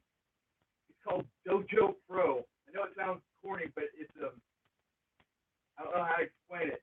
There's a belt, and they have a 12-man tournament. Every episode is only like 25 minutes long, and every episode is one match. Whoever loses is eliminated, and they go week to week to week until there's nobody left. And that guy that's left is whatever the champ.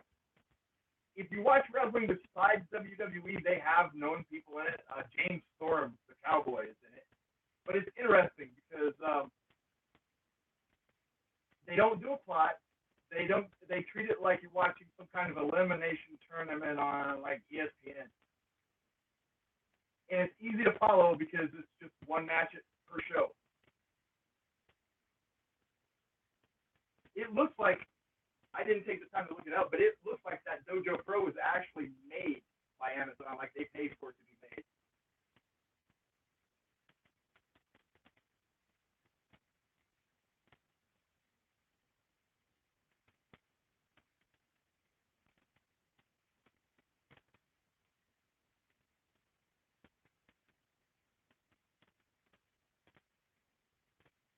There's the crowds continue to find a way just to disrespect wrestlers.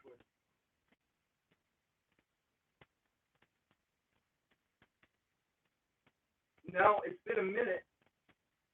Get them. Thank you.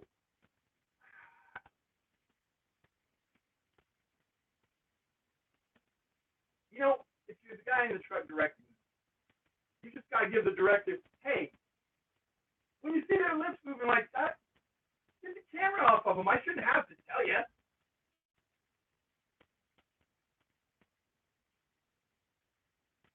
He's committed to the sleeper.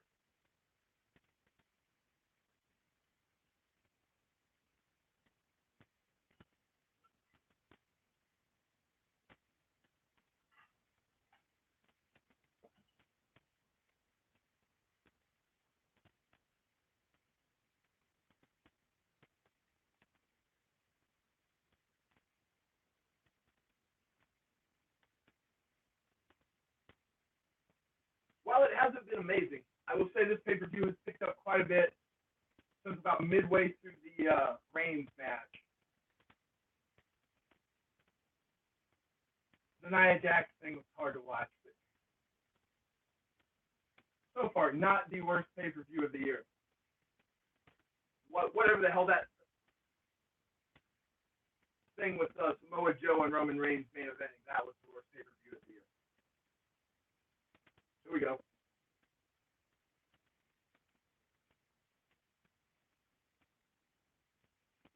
Who's rebuilding these tables if they keep smashing so quick?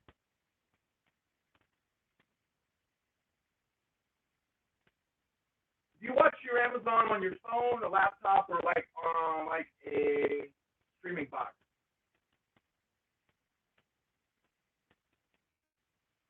Just for a good idea, if you go on your phone on that app and just type in like pro wrestling, you'll see tons of it. Do it on your phone to start with, just because if you go to the video, the Prime Video app and type in pro wrestling, man, they've got everything. They have one, and I just didn't have time. But a guy I was with texted me later and told me one of the characters' names. They had the Dojo Pro Wrestling. True story. They had episodic wrestling called Pro Gay Wrestling or Gay Wrestling Pro or something. And I guess all the wrestlers were gay. And so my friend's with me as I'm reading all this stuff off. And he texted me later and says, I had to turn it on. He says, first guy out is called the Rough Rider. I said, okay, man, I'm good. Thanks.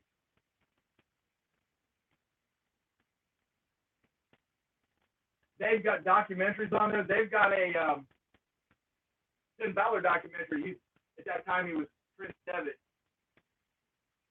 But yeah, Amazon has so much damn wrestling content on Prime that people can't keep up with it.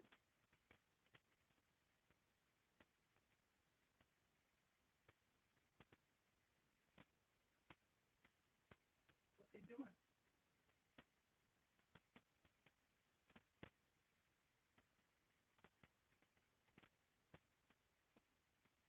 That's a nice drop kick. Say what you will, man. That's hard to get your feet up there.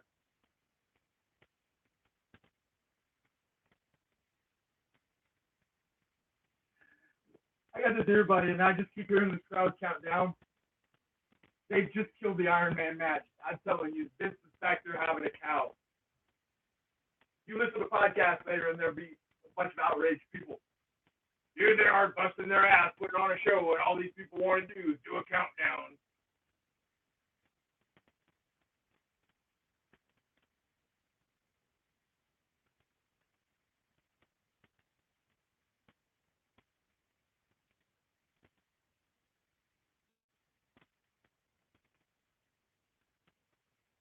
That's nice.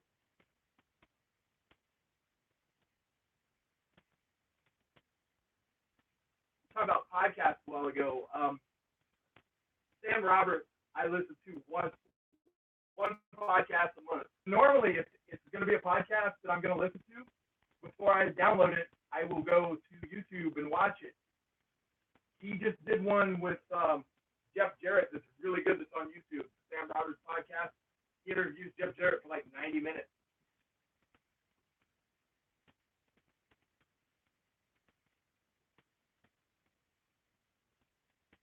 He thinks Eric Bischoff and what's his touch from Something Wrestle could talk about wrestling. Jeff Jarrett, man, if they let him have a podcast, the right guy interview him.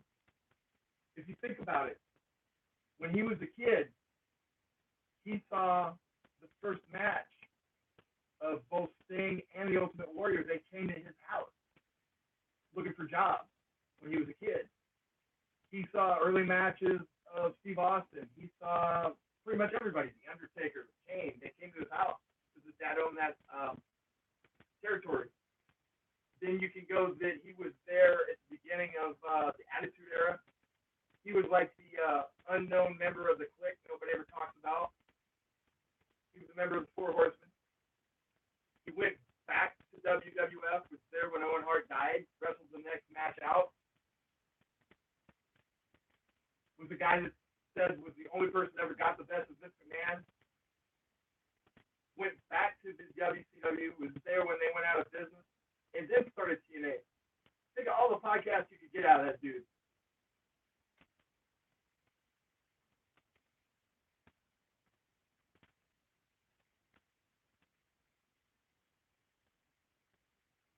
Yeah, I listen to podcasters. Really, I listen to the crap that Conrad does, except for Shivani. I just can't do Shivani. And then I listen to a lot of Jericho, and then everything else is kind of hit or miss. What's his name? The guy who used to be Seth Coulter. When he puts out podcasts, I listen to those. The guy that is the co-host for Jim Cornette, he has one. The Mothership, the 605. If you like to hear about obscure, weird, old wrestling, that is the podcast. And that dude will put out like a 6-hour podcast. But he brings in experts and old wrestlers, and they talk about things nobody has any business knowing. That's a really good podcast, man. But you're going deep in on some stuff.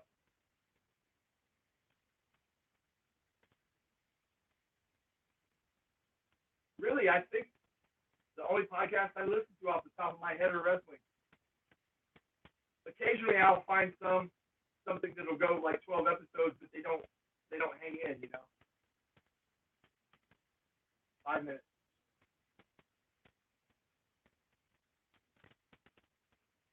There it is. Corey really oversold that. Oh my God!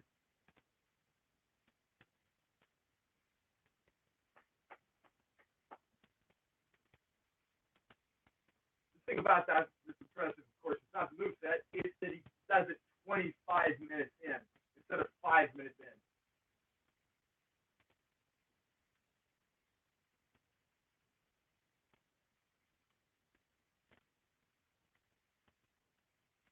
Mick Foley is another one that is a great guest. I guess podcasts that I'll listen to or watch that aren't wrestling related. If Joe Rogan is in the right frame of mind and it's something I want to hear about, then I'll watch or listen to Joe Rogan. But he's really crappy about wrestling and wrestlers, unless they're right in front of him, and then he's much nicer to them.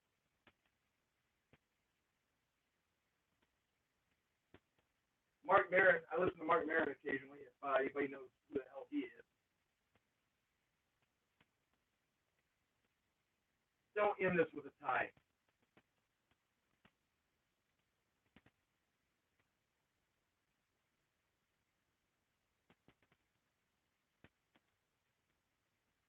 sweet gut music.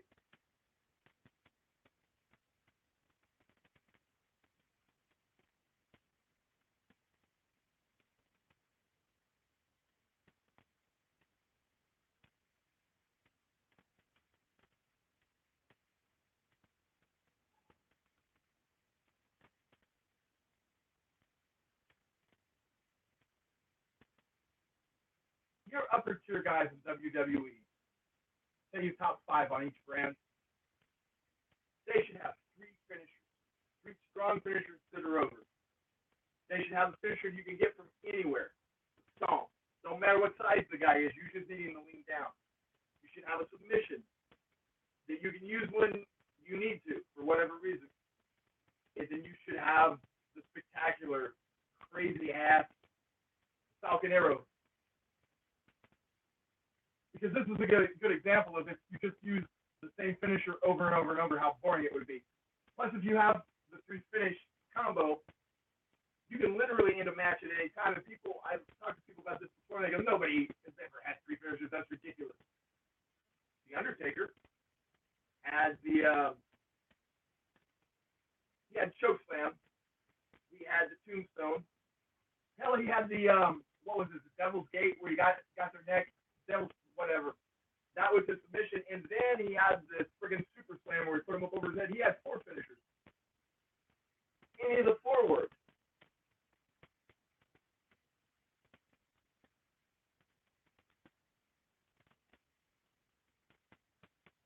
It makes like when the Undertaker for about a 5-year span tombstone somebody, it was friggin' special. Like a jobber, he would beat him with a choke slam. It was almost the level. It was the last ride where he took him up and dropped him. It was the level of the opponent by the finisher he put on him, and that actually could get people over even if they lost, because if he put the tombstone on you, then he really respected you.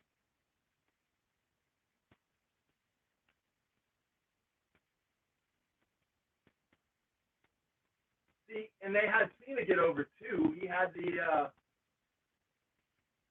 attitude adjustment, we'll call it that. And then, he had the crossface. So he had 2. Most people, they don't let him get 2 over.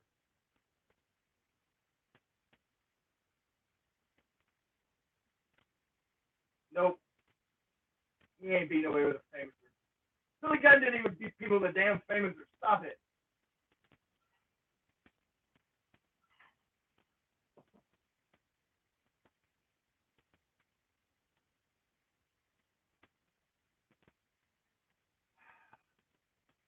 Here's why I didn't want to draw.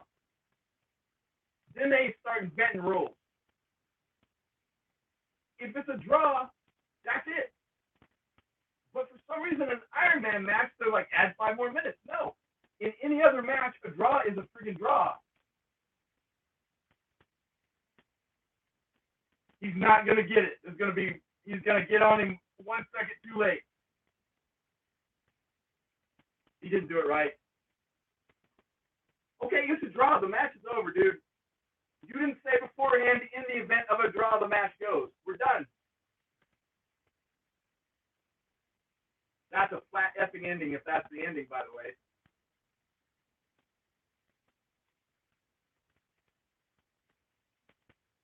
Give me my belt. I'm out. That's right. Get your belt and go. Gorilla Monsoon ain't going to come down here and make it go longer. That was a Fred HBK reference.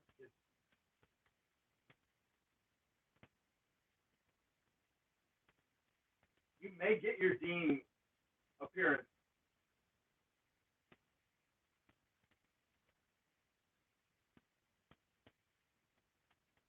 That kid.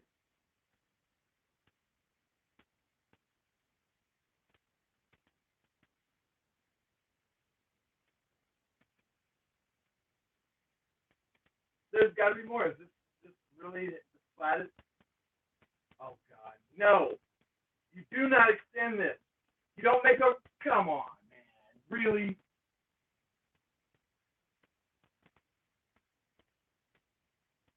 That's right. It's a draw, F-head. I'm out.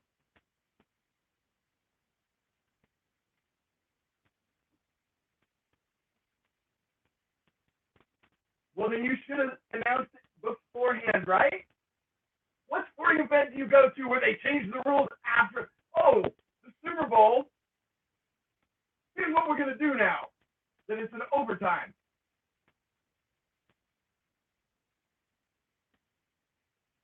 This, to me, is a very friggin' thing. They were supposed to have it be Shawn Michaels' greatest moment when he beat Bret Hart for the belt back win. It was this crap right here. He didn't beat him in the amount of time. Good enough. Suck it, Kurt. He didn't lose the damn belt anyway, so get over it. See, this is bad logic. He wasn't fair on Dolph, but here's what I'm saying. Any match in history, when it's a draw, the guy retains. He was on his way up the ramp, and then they're going to change the rules. That's what I was saying the whole time about why don't go to a draw. Don't go to a draw. Because it looks bad that you come down and restart a match when it was not agreed upon beforehand. Why? Ah. And so I'm left going, good. I'm glad Seth got dropped on his head when I don't want to have that feeling. Bad. This isn't disgusting. They changed the rules. That's what happened.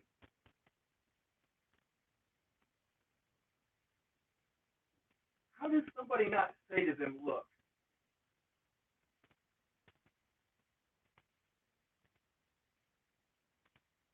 well, I just thought the ending was crappy when he was sitting there. And I'm not even mad he lost. I'm just mad they restarted it. Thanks, WWE. You found a way when it was just mediocre to come on back and piss all over us on the way out. WWE sucks.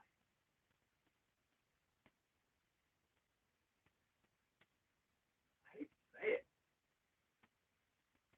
Probably Reigns' match. The match of the night. Yes, he only did 2 wrestling moves, but come on. What do you think? You guys got a better match than the Reigns match? At least half of that match was good, and Lashley took some hellacious bumps. Thanks for watching, guys. Come back tomorrow and watch that audio review. I promise it will be different, and you will get an actual review. Adios, guys. I'm going to go watch some wrestling that makes sense. That's right, man. Tell me what you find on there. Look for that Memphis and Vince McMahon thing I was telling you about. That's a good start. Have a good night, guys. Hey, John's still here. Thought you passed out a long time ago, buddy.